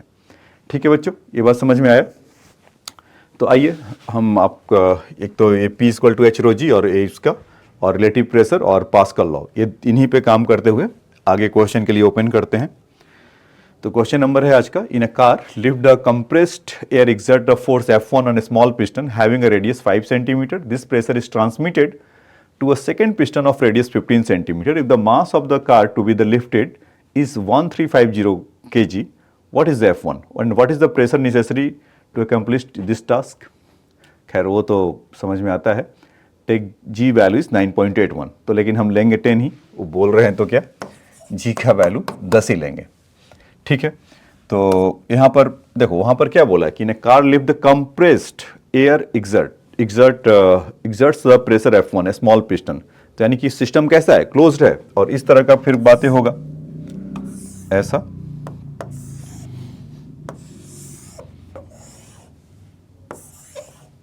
इस तरह का, तो यहाँ पर इतना किया तो इसके चलते ऐसा कुछ हुआ। तो हम यहाँ से बोल सकते हैं ना कि F1 by A1 equal to F2 by A2। ठीक, तो F1 कितना फोर्स लगाएंगे कि मतलब यहाँ पर जो कार है, अब कार तो मुझे बनाने आता नहीं है, थोड़ा बहुत जो बनाएंगे इस कार से काम चला लीजिएगा, फिर जब आप बड़े होकर खरीदिएगा तब उससे कंपेयर करिएगा इसका शेप कैसा है, उस जैसा है या नहीं है। ठीक है, एक कार लिख देते हैं और उसका मास भी लिख देते हैं 1350 kg। जब खरीदना तो उसका वेट जरूर चेक करना कि 1350 से ज़्यादा था जो पढ़े थे या उससे कम है। तो 1350 इसको अगेंस्ट द ग्रेविटी ही उठाना है, और A2 पाई, अच्छा चलो वहाँ पर मिक्सअप हो जा रहा है, तो A2 लिख के अभी काम छोड़ देते हैं इसको, A2 इंटू A1। ठीक है बच्चों, तो F1 के लिए कितना हो जाएगा 1350 G 10 और पाई उस पिस्टन का कितना है 15 सेंटीमीटर स्क्वायर। तो 15 इंटू 10⁻⁻⁴, या मत ही करो क्योंकि वहाँ भी सेंटीमीटर स्क्वायर है तो कैंसिल हो जाएगा, तो लिखने का कोई फ़ायदा नहीं है। तो आप भी ये टेक्निक सीखते रहिए। और 5 सेंटीमीटर स्क्वायर, क्योंकि वहाँ पर सेंटीमीटर को दोनों बदलेंगे तो रेशियो ही है ना, तो कैंसिल होगा। यस इनफैक्ट 5 और ऑल्सो वो भी होगा, पाई वो तो हो ही रहे थे। तो F1 का वैल्यू कितना जाएगा बच्चों 1350 इंटू दैट थिंग 5/15 का स्क्वायर, तो 1350 5/15 मतलब 1/3, 1/3 का स्क्वायर इज 1/9। तो यहाँ से कितना आ गया 15 9 जा तो 150 न्यूटन। तो F1 इक्वल टू 150 न्यूटन लगाएगा, तो देखो तो कितना आसानी से उसको पुश कर दे रहा है ना 1350 kg का 150 न्यूटन। तो बहुत ही आसान हुआ, कुछ 15 किलो के बराबर का आपको चीज़ें उठाना है या करना है। तो उसके चलते ये नोटिफिकेशन बंद हो जाइए, जिसके चलते ये स्लो कर दे रहा है, वीडियो क्वालिटी ख़राब हो रहा है। फिर से आ गया, ठीक है। तो देखिए बच्चों, तो ये बात समझ में आपको आया, तो शुद्ध रूप से पास्कल लॉ का एप्लीकेशन था और उसको किया। अब आ जाइए नेक्स्ट क्वेश्चन में चलते हैं। ये क्या कर रहा है कि to piston is the hydraulic press have a diameter 30 centimetre and 2.5 centimetre. What is the force exerted by the larger piston when the 50 kg weight is placed on the smaller piston? So is the stroke of the smaller piston. ठीक है, उसको तो बाद में लेते हैं, पहले इसका मतलब क्या समझ में आया? To piston of the hydraulic press. तो ये कुछ इस तरह का, ये लार्जर पिस्टन है और इसका ऐसा है. तो उसका डायमीटर गिवन है तो उसी में ले लेंगे, क्योंकि अल्टीमेटली तो उसको उसी में जाना है, रेशियो होगा. और यहाँ से 30 सेंटीमीटर इसका डायमीटर है और इसका डायमीटर है. तो कह रहा है कि व्हेन द फिर की force exerted by the larger piston when the 50 kg is the smaller piston. 50 kg पर इसको लगा रहे हैं, तो देखना इसको ज़्यादा फोर्स लगाना पड़ेगा 30 सेंटीमीटर के साइड पे उसको लिफ्ट कराने के लिए. तो जब आप F1 बाई A1 करेंगे equal to F2 by A2 करेंगे ऐसा, तो F2 इक्वल टू कितना हो जाएगा? F1 by A1 into A2. तो F1 कितना है? 50 kg, तो इसको 500 लगा कर दे, 50 G रख लो. और A2 का जो वैल्यू होगा उसका पाई इंटू 30 सेंटीमीटर का स्क्वायर, 30 ही लिख देते हैं क्योंकि वो 30/2 लिखेंगे या तो 15 का स्क्वायर, तो 2.5 वाले को कष्ट होगा क्योंकि वहाँ पर तो नहीं बन रहा है. तो 4 अपने अपने घर चले जाएंगे ऐसे, और सेंटीमीटर का 10⁻⁴ चला जाएगा. तो 30/2.5 करेंगे तो कितना होगा बच्चों? इस 12 2 जा 24 और 12 इंटू 0.5 करेंगे तो 6. तो ये कैंसिल हो रहा होगा क्या 6 से 2.5 12 से, तो 12 का स्क्वायर इज 144. तो देखो, तो 50 इंटू 144 G यही आया ना. तो इतना फोर्स लगाएगा, मतलब 50 kg है उसको 144 टाइम्स ज़्यादा लगाना पड़ेगा तब जाकर ऐसा बनेगा. तो ऐसा होगा बच्चों, 50 इंटू 144 G का न्यूटन का फोर्स लगाना पड़ेगा. बाकी अपना वो कैलकुलेट करते रहना. ज़्यादा करने का मन है तो G का वैल्यू आप 10 ले लीजिए तो 500 हो जाएगा. 2 से मल्टीप्लाई डिवाइड करके करिए तो 72, और यहाँ पर 1000, मतलब 72,000 आपको फोर्स लगेगा. F2 लगा रहा था ना, 72,000 न्यूटन का फोर्स लगाएगा. एक तो ये हुआ. तो कोई मशीन होगा वहाँ चल रहा होगा. फिर उसमें क्या पूछा कि if the stroke of the smaller piston is 4 centimetre, कुछ उसका होगा. Through the distance will be the larger piston move after the 10 second. कह रहा कि if the stroke of the smaller piston is 4 centimetre, through what distance will be the larger piston. तो F1 F2 दोनों का तो clear है. F1 कितना है बच्चों? 50 kg.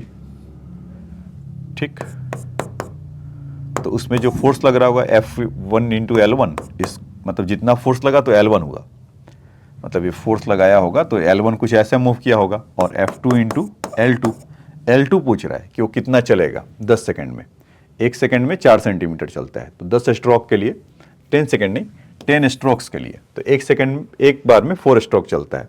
तो एक स्ट्रोक के लिए निकालते हैं. F1 कितना था? 50 G या 500 अब कर दीजिए क्योंकि उधर आ गया.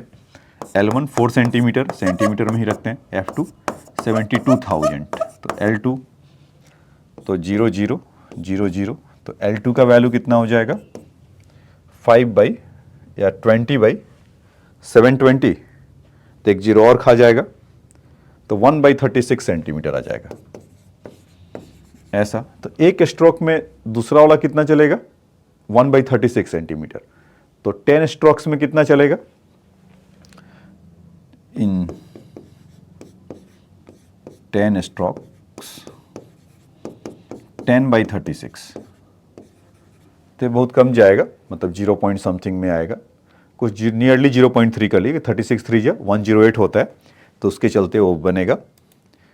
ठीक है, तो 0.3 सेंटीमीटर वो वाला चलेगा.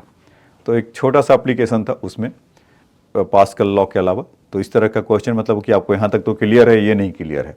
मतलब ये क्या है कि जिस रेशियो में वो उसमें मोमेंट भी तो होगा, तो F1 इंटू L1, और वैसे भी ये टॉर्क की ही कहानी याद दिला रहा है या कुछ वर्क की याद दिला रहा है कि नेट वर्क डन तो उतना ही होगा. चलिए नेक्स्ट क्वेश्चन में आते हैं. कह रहा density of the atmosphere sea level is 1.29 kg per metre cube. Assume that no change with the altitude. ऐसी बात नहीं है, बहुत तेजी से एयर का क्वालिटी तो चेंज होगा ना, मतलब यहाँ पर जो डेंसर होगा और ऊपर चलते जाएंगे तो उसका एटमॉस्फेयर थिनर होते जाएगा. लेकिन क्वेश्चन में कह रखा है तो वही सत्य है. Then how high would be the atmosphere extended. तो मतलब ये कह रहा है कि जो हमारा एटमॉस्फेयर है ना, ऐसा अर्थ यहाँ पर है, तो ये एटमॉस्फेयर कहाँ तक एक्सटेंडेड है इसके सरफेस से, और सी लेवल ठीक है, यहाँ पर हमारा कुछ ओशियन ऐसे ऐसे जा रहा होगा, उसके ओशियंस के लेवल से कितना है। तो हमारा प्रेशर कितना होता है बच्चों, एटमॉस्फेरिक प्रेशर 1013 इंटू 10⁵ पास्कल, ऐसा। और इसका डेंसिटी एयर जो इसमें होगा उसका डेंसिटी कितना है 1.29 kg पर मीटर क्यूब, ऐसा। तो हमें बताना है कि कितने हाइट तक ये होगा। एक कॉलम एक तरह का एयर का कॉलम है, तो यहाँ से 1.013 इंटू 10⁵ h डेंसिटी ऑफ, मतलब P equal to H rho जी देखने जा रहे हैं, एच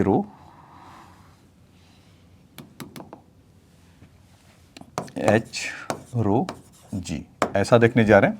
मतलब एक तरह का बैरोमीटर आप ऐसा लगा लो कि एटमॉस्फेयर का है तो कितना मिलेगा। तो डेंसिटी है 1.29 और जी का वैल्यू 9.8। इसको बच्चों जब आप कुछ करेंगे कुछ 7980 इस तरह का मिलेगा, तो ऑलमोस्ट 8 किलोमीटर तक जाएगा। और वैसे भी हम जानते हैं ना कि 8 किलोमीटर तक हमें हवा वगैरह मिलते रहता है। उसके ऊपर जो क्या है कंचनजंगा K2, वो जो 87 समथिंग है, तो वहाँ पर जाइए तो वहाँ पर आपको हवा नहीं मिलता है, या मतलब एयर की बहुत ही कमी रहता है, तो लोग उधर से नीचे की बजाय ऊपर जाते रहते हैं। तो ठीक है, तो हाइट आपका 8 किलोमीटर तक उसमें आपको मिलेगा एटमॉस्फेयर में। ठीक, अब आ जाइए नेक्स्ट क्वेश्चन में चलते हैं। ये कह रहा है कि the manual car of instruments of honour inflated the tyres of the pressure of 200 kilo pascal, what is the recommended gauge pressure, ठीक है, and what is the recommended absolute pressure if after the required the inflation of the tire the car is drive to a mountain peak where is the atmospheric pressure is 10% below its the sea level, what the tire gauge rate. All right, so here we can say that in the manual of the car instruct the honor of inflated tire is 200 kilo pascal.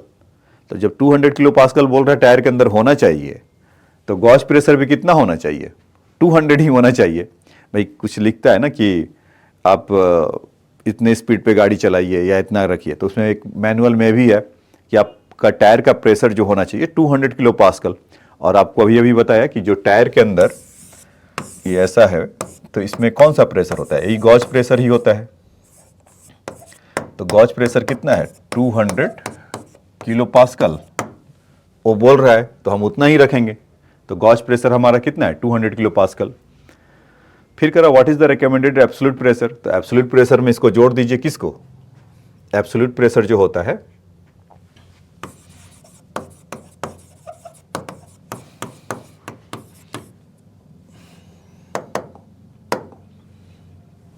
अरे आ जाओ भाई,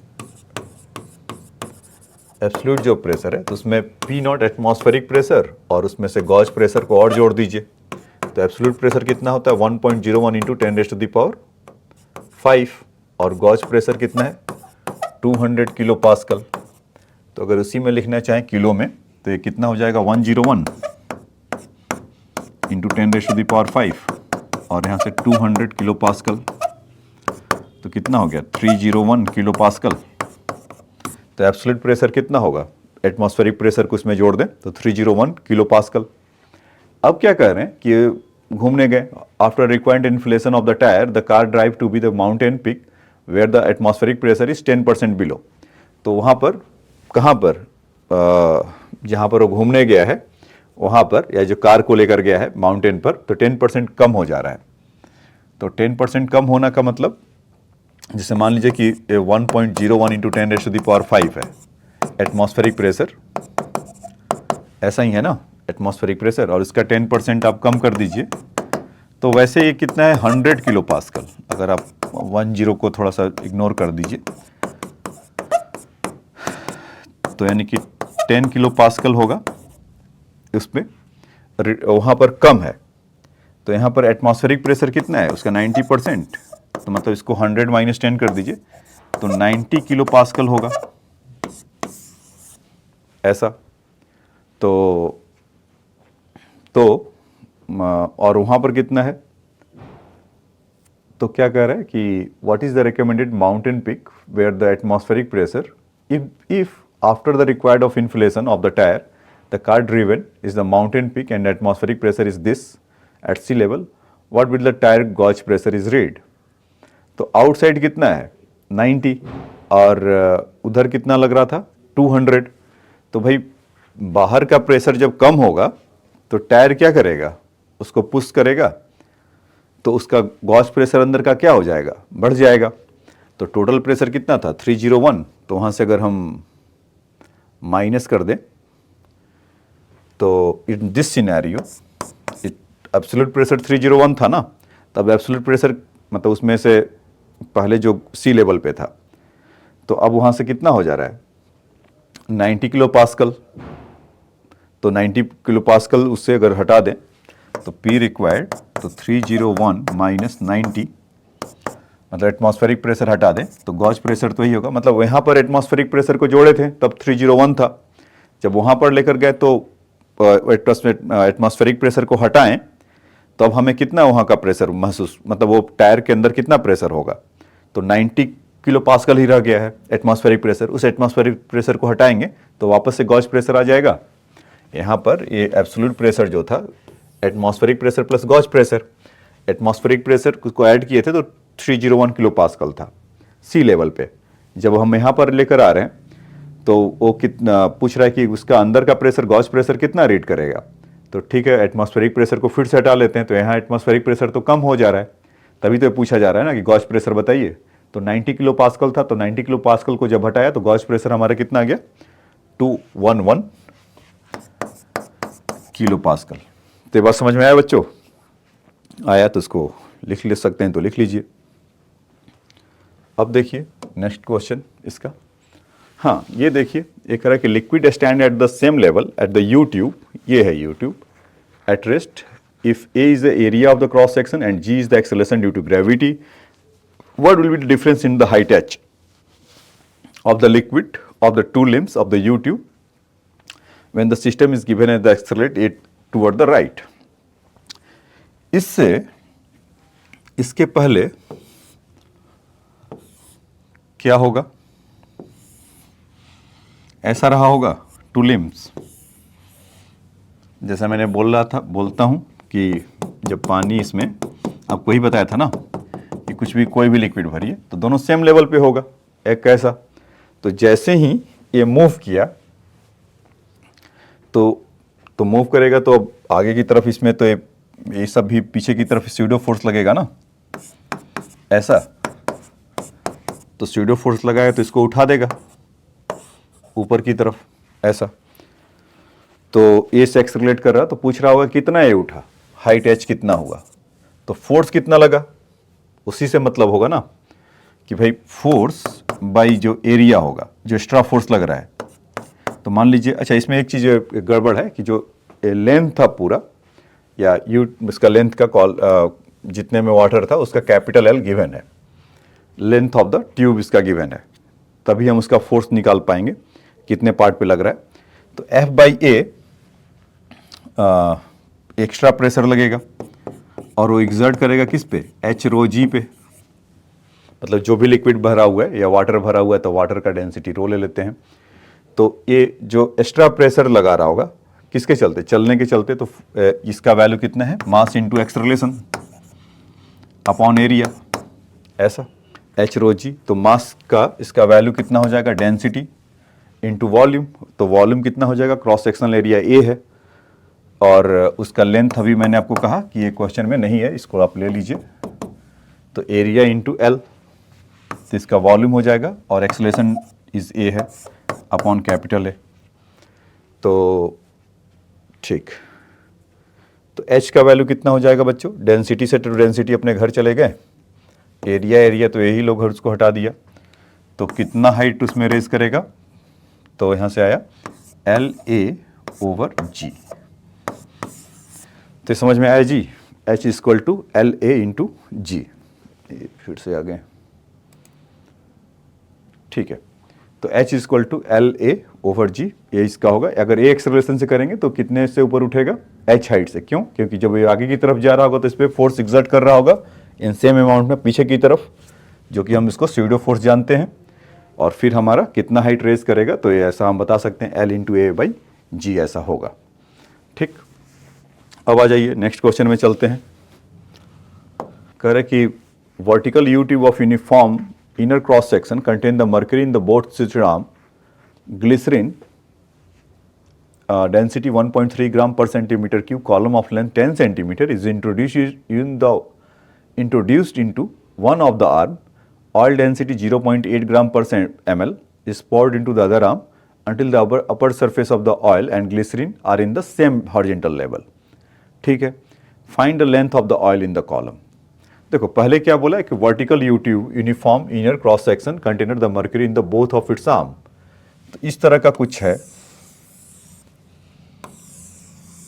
इस तरह का है। तो mercury कहीं यहां पर भरा हुआ है ऐसा चुपचाप से, ये है Hg। तो इसके एक कॉलम में, मान लीजिए कॉलम 1 में, इधर ही मान लेते हैं कि एक कॉलम में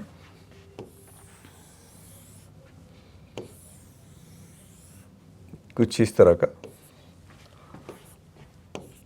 का ऊपर से ग्लिसरीन रखते हैं।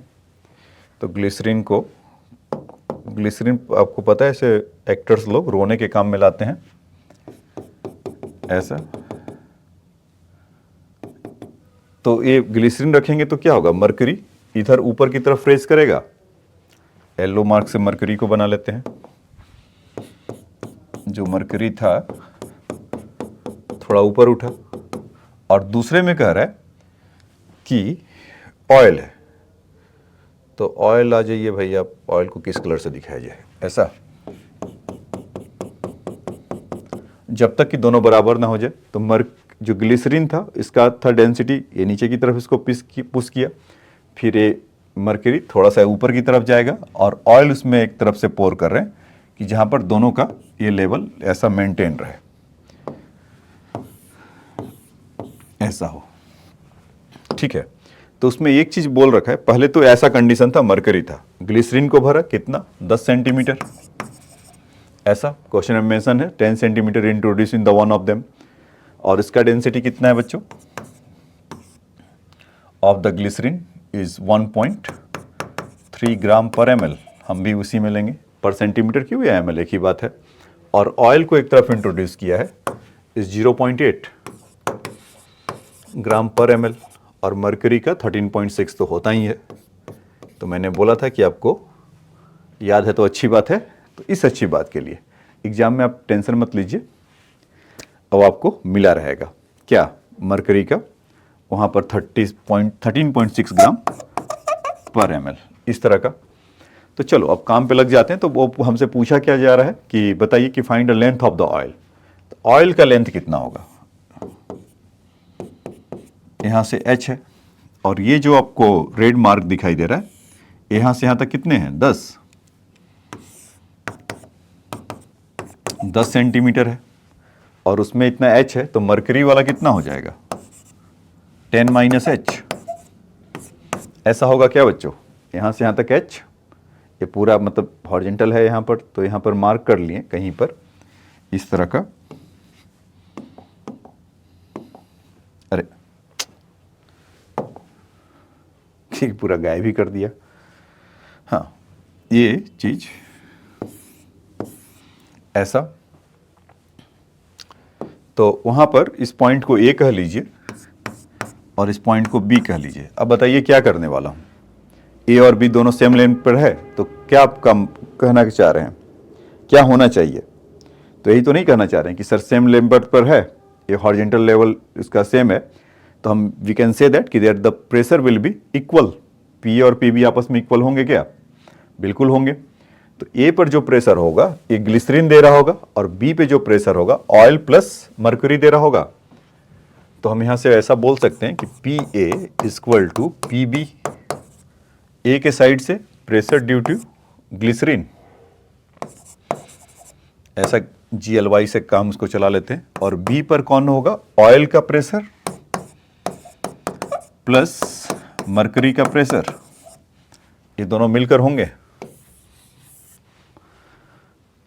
तो उसमें हमारा काम बन जाएगा।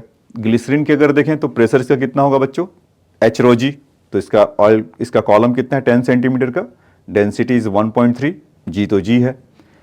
इसमें अगर देखें तो एच रो जी, तो एच हमें निकालना ही है 0.8 जी, और मर्क्यूरी का 10 माइनस एच 13.6, सीजीएस सिस्टम में काम कर रहे हैं तो सेंटीमीटर में ही आंसर आएगा, और जी तो जी होगा ही होगा।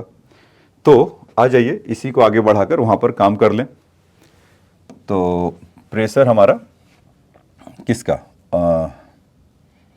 ऑयल नहीं ग्लिसरीन है, तो 10 सेंटीमीटर है, तो 10 सेंटीमीटर में ही रख रहा हूँ इसको, और उसका 1.3 ग्राम पर ml। इस जी को जी कर देते हैं, इसको बदलने की जरूरत ही नहीं पड़ेगा, वो कैंसिल हो जाएगा। वो कैसे, तो देखिए एच अगर बदलने की जरूरत पड़ता है तो 980 सेंटीमीटर पर सेकेंड स्क्वायर लेते हैं, और यहाँ से इसका ऑयल का 0.8 ग्राम पर ml ऑयल वाला है, यही लिखा है ना, यहाँ पे लिख देता हूँ फिर से, P of glycerine is equal to P of oil plus P of क्या था, मरकरी। हाँ, तो यहाँ से लिख लेते हैं अब 13 पॉइंट, उसका कितना था 10 माइनस एच 13.6 इंटू जी, तो जी जी जी कैंसिल हो जाएगा, तो यहाँ से कितना हो जाएगा 13 ग्राम पर एम एल को उसको छोड़ देते हैं, यहाँ से हो जाएगा 0.8 एच प्लस 136, 10 से मल्टीप्लाई होगा तो माइनस 13.6 एच। तो इसको इधर लेकर आइए, 13.6 माइनस 0.8 करेंगे तो कितना हो जाएगा बच्चों, इस 12.8, तो 12.8 h is equal to 136 minus 13 is 123, तो h is equal to 123 over 12.8। अगर ये 120 हो तो 8 होता तब होता, तो इसको आप कुछ भी लिख लीजिए, 9.8 या 9.6 सेंटीमीटर होगा। तो इसमें जो ऑयल का जो कॉलम होगा कुछ 9.8 सेंटीमीटर के लिए होगा। ठीक है, आप बंद हो जाइए, बार बार स्टार्ट मत हो रहिए। ठीक बच्चों, तो ये समझ में आया कि जो उसका कॉलम होगा, तो सिंपल हमने एक लॉजिक लगाया कि ए पॉइंट पर, जो आपको देखने में तो उस समय लग रहा था कि ये क्या है, हॉरिजेंटल प्रेशर पे, हॉरिजेंटली पॉइंट पर प्रेशर सेम होगा, तो ये देखिए काम आ रहा है ए और बी। ये जेई के एडवांस में पिछले बार किसी साल आ रखा है। ठीक है, तो ये आपको समझ में आ गया होगा। फिर उसके बाद ये कैलकुलेशन आया। अब आ जाइए नेक्स्ट क्वेश्चन में चलते हैं। इसमें क्या करा कि the area of the cross section of the wider tube in shown in a figure is 800 centimetre square if the mass of 12 kg is placed on the massless piston, what is the difference of the H level? तो very simple, again यहाँ पर क्या करा कि उसको जो pascal law का है, तो यहाँ का वही बोल सकते हैं कि प्रेशर सेम होगा। तो यहाँ पर प्रेशर कितना एग्जर्ट कर रहा होगा, प्रेशर इक्वल टू, मतलब इसको ए कह दें और इसको बी कह दिया जाए। आपको दिख रहा है क्या, नहीं दिख रहा है, ए इसको कह दें, इसको बी कह दें। अब दिख रहा है ए से बी के लिए, तो P A equal to P B होगा ना। तो यहां से क्या होगा, ए पॉइंट पर एच रो जी, ऐसा ये छुप जा रहा है अब, एच रो जी, और बी वाले पर जो 12 जी, मतलब कि फोर्स बाई एरिया, तो 120, और एरिया कितना है बच्चों 800 सेंटीमीटर स्क्वायर, 10⁻⁻⁴। तो उस वाटर कॉलम को बैलेंस किया हुआ होगा। तो हमें क्या चाहिए, एच, तो h is equal to 120 is 800 into 10⁻⁻⁴, जी का वैल्यू 10 ले लेते हैं, और डेंसिटी वाटर है, water in the two tube, तो 1000 10⁻3। तो ये इसका पेन बदलो भाई, ये और ये कैंसिल हो जाएंगे, और फिर यहाँ से ये भी कैंसिल हो जाएंगे।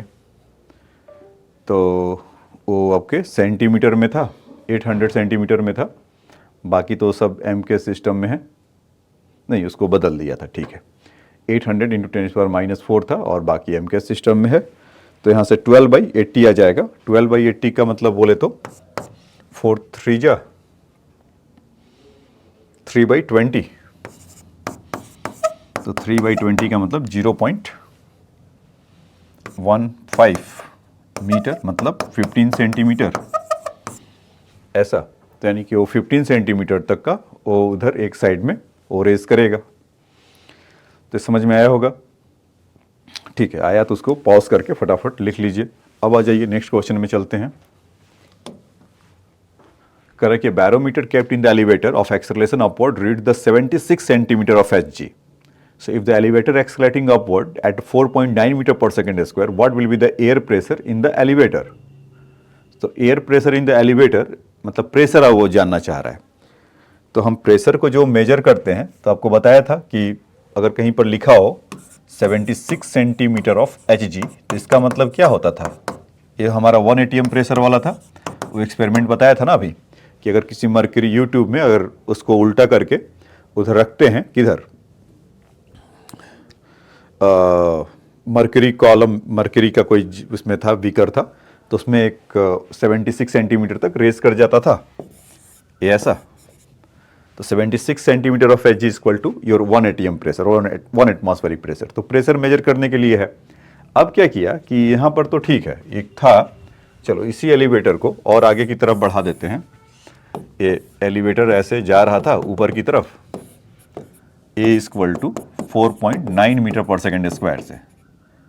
तो जब जाता है तो हमको पता है ना कि स्यूडो फोर्स वो एग्जर्ट करेगा ऊपर, मतलब इसमें तो पहले तो acceleration due to gravity G लगता है, लेकिन जब वो जा रहा है तो आप नॉर्मल फोर्स भी लगा के देख लीजिए, तो A नीचे की तरफ एक्स्ट्रा लगेगा अगर स्यूडो फोर्स के टर्म में देखना चाहते हैं तो N इक्वल टू जो होगा mg प्लस ma, तो m times of G plus A। तो जो आपको नेट G का जो वैल्यू होगा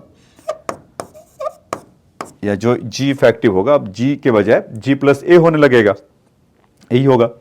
तो जो प्रेशर होगा P equal to H rho G, तो H 76 सेंटीमीटर था, डेंसिटी उसका रो 13.6 और G का वैल्यू ये आपका आ गया G प्लस A। ये इसके चलते बढ़ रहा है प्रेशर, तो वो हमको मेजर करना है G प्लस A। तो 9.8, इस समय 9.8 ही लीजिएगा, और क्योंकि 4.9 मीटर पर सेकेंड इतना प्यारा दिया हुआ है ना इसका डेटा, तो 9.8 प्लस 4.9 तो कितना हो जाएगा, कुछ 14.7, हाँ 14.7 हो जाएगा ये, और अपॉन ये तो प्रेशर हुआ, और साथ साथ जो अब इफेक्टिव H डैश कितना होगा, वो तो तब के लिए था जब मरकरी है, तो H रो G, तो H डैश का वैल्यू कितना हो जाएगा 76 into 13.6 into 14.7 upon is the density is 13.6 into G is 9.8। तो ये दोनों का रिलेटिव वेलोसिटी, ये तो ऐसे ही कैंसिल कर दीजिए, लिया हूँ, और ये डॉट डॉट यहाँ से हटेगा, तो 49 टू जा कितना होता है बच्चों 2, और 49 3 जा इज 147, तो 3 हो गया। ठीक, तो यहाँ से जब 2 से इसको 38 करेंगे तो ये निकल जाएगा, तो 38 इंटू 3 कितना हो जाएगा इस 114 सेंटीमीटर। तो H डैश का जो वैल्यू होगा कुछ आपका 114 सेंटीमीटर के कॉलम पर आए, मतलब उस समय जो 76 सेंटीमीटर जब एलिवेटर शांत होगा तब उस समय उसका रीडिंग दिखा रहा होगा 76 सेंटीमीटर ऑफ मर्करी। जब एलिवेटर चलने लगा होगा तो उसका रेज कितना कर जाएगा, वो 114 सेंटीमीटर तक रेज कर जाएगा। ठीक, तो उसको लिख लीजिए। अब आ जाइए नेक्स्ट क्वेश्चन में चलते हैं। कह रहा कि find the force exerted by the water on the 2 metre square plane surface on the large stone is the placed at the bottom of the sea is 500 metre deep. Does the force depend on the orientation of the surface. तो force orientation of the surface से तो उसको मतलब नहीं रहता है, बस एक प्लेन सरफेस, मतलब सरफेस कैसा है आर्बिट्री ऐसा कुछ इस तरह का, बस वो हाइट कितना 500 मीटर है उस पर डिपेंड करता है। तो P इक्वल टू, अगर ओशियन हमारा इस तरह का होगा और वहाँ पर 500 पर कोई एक पत्थर होगा, सोने का होगा पत्थर, गोल्ड स्टोन इस 500 मीटर पर है, तो निकालना है कि उसमें प्रेशर कितना, फोर्स कितना उस पर लग रहा होगा। तो P इक्वल टू कितना होता है बच्चों, एच रो जी। तो फोर्स कितना होगा उस पर, उसे मल्टीप्लाई कर लेंगे। तो एच रो जी इंटू एरिया।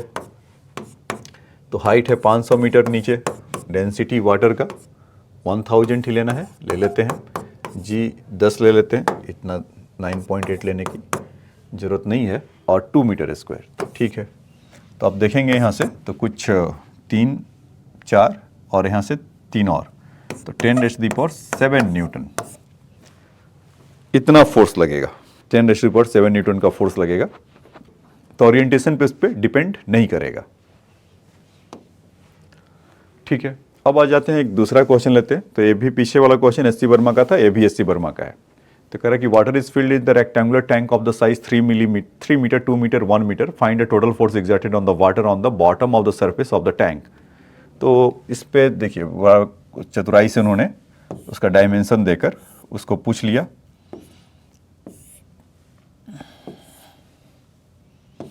कुछ ऐसा ही होगा ना, देख लीजिएगा, ऐसा क्लोज होना चाहिए था इस साइड में। ठीक है, उसका एक ऐसा व्यू दिखा देता हूँ।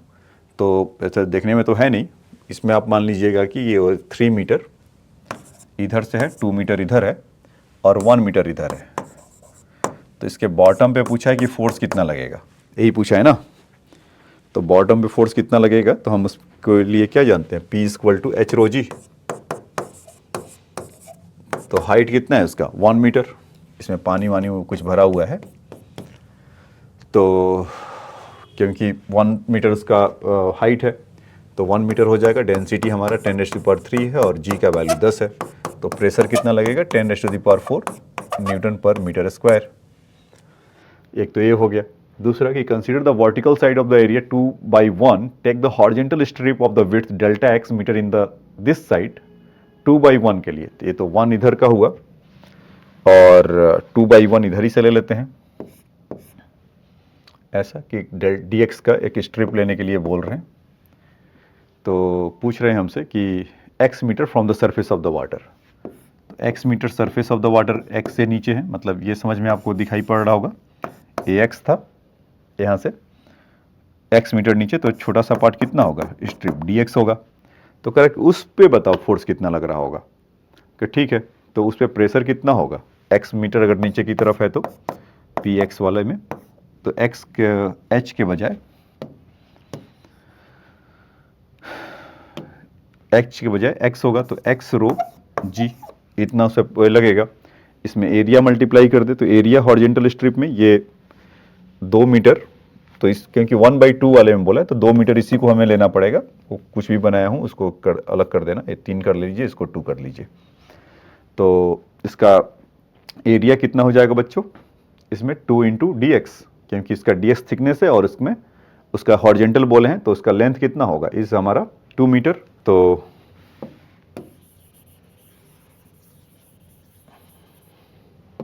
ऐसा होगा।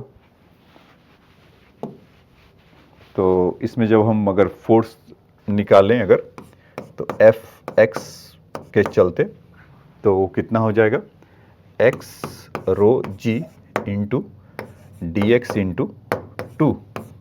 एरिया समझ में आया था ना कि 2 मीटर उसका लेंथ होगा और dx उसका विड्थ होगा। तो x तो x रहा, डेंसिटी हमारा 1000, g का वैल्यू 10⁻⁴, 10⁻⁴ इन 2 × 10⁻⁴, उल्टा पुल्टा हो गया। रो जी का वैल्यू 10 और 10⁻⁴ हो गया था, और यहाँ से x इंटू dx। तो इसको लिखे सकते हैं क्या, 20,000 x dx। ये इसमें फोर्स आया बच्चों। ठीक, अब उसके बाद वो पूछ रहे हैं हमसे कि find a torque of the force calculated in the part B about the bottom edge of this side. तो टॉर्क के लिए बॉटम एज से कितना होगा, यहाँ से मतलब फोर्स तो चलो इतना लग रहा है, तो ये डिस्टेंस कितना हो जाएगा, यहाँ से x था तो ये कितना हो जाएगा 2 - x। तो टॉर्क जानने के लिए हमें क्या चाहिए होता है, जगह है इधर। चलो इसका नेक्स्ट पार्ट कर लेते हैं। एस.सी. वर्मा का क्वेश्चन था बच्चों। टॉर्क इक्वल टू जितना भी फोर्स था F into x into perpendicular distance, तो बॉटम में से तो 2 - x ही कर लेंगे। तो 20,000 x D x into two minus x, ये टॉर्क लग रहा होगा ऐसा। ठीक, अब क्या पूछ रहे हैं कि find the total force by the water on this side, तो इंटीग्रेट कर दीजिए, पूरे साइड से ही कितना होगा, तो एफ टोटल, तो 20,000 एक्स डी एक्स, और इसको इंटीग्रेट कर दीजिएगा 0 to 1, तो कितना हो जाएगा 20,000, तो कांस्टेंट है एक्स स्क्वायर बाई 2, तो एक्स स्क्वायर बाई 2 मतलब 1/2, तो यहाँ से कितना हो जाएगा 10,000 न्यूटन एक पार्ट। टोटल टॉर्क पूछ रहा है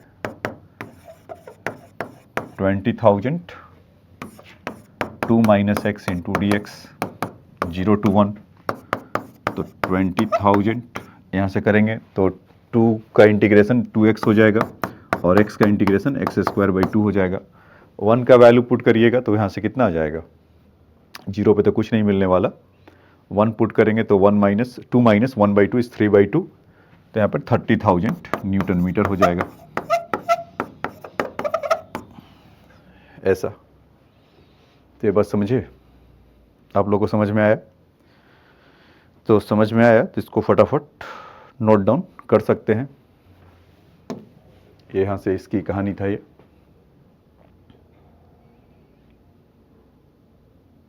ठीक है बच्चों, तो आज के लेक्चर में इतना ही। आज के लेक्चर को यहीं पर समाप्त करते हैं। तो 3 इंपॉर्टेंट जो कॉन्सेप्ट आपको सिखाया, या कहिए कि प्रेशर और को कैसे अप्लाई करना, या यूट्यूब वाले जो क्वेश्चंस थे वो इम्पॉर्टेंट है, तो उस पर और काम करिए, और मतलब कॉन्सेप्ट यहाँ पर सीख कर, क्योंकि बहुत बेसिक क्वेश्चंस है, जाकर प्रीवियस ईयर क्वेश्चंस को जाकर लगाइए तो आपका कॉन्सेप्ट क्लियर हुआ है। अब जाकर करिए एस सी वर्मा का क्वेश्चन लगाइए तो बहुत फटाफट वो सब बनते हुए आएंगे। नेक्स्ट लेक्चर में जब हम लोग मिलेंगे तो उसमें आपको आर्किमिडीज प्रिंसिपल का बताएंगे, कोई अगर डिस्प्लेस करता है उसका मास कैसे वैरी करता है, या बॉइंट फोर्स के बारे में, उसके बारे में एप्लीकेशन सिखाएंगे, और हो सके तो मैं आपको विस्कोसिटी के बारे में इंट्रोडक्शन करवाऊंगा। ठीक है, तो आज के लेक्चर में इतना ही। नेक्स्ट लेक्चर में जब मिलेंगे तो न्यू कॉन्सेप्ट के साथ आएंगे। Thanks for your time.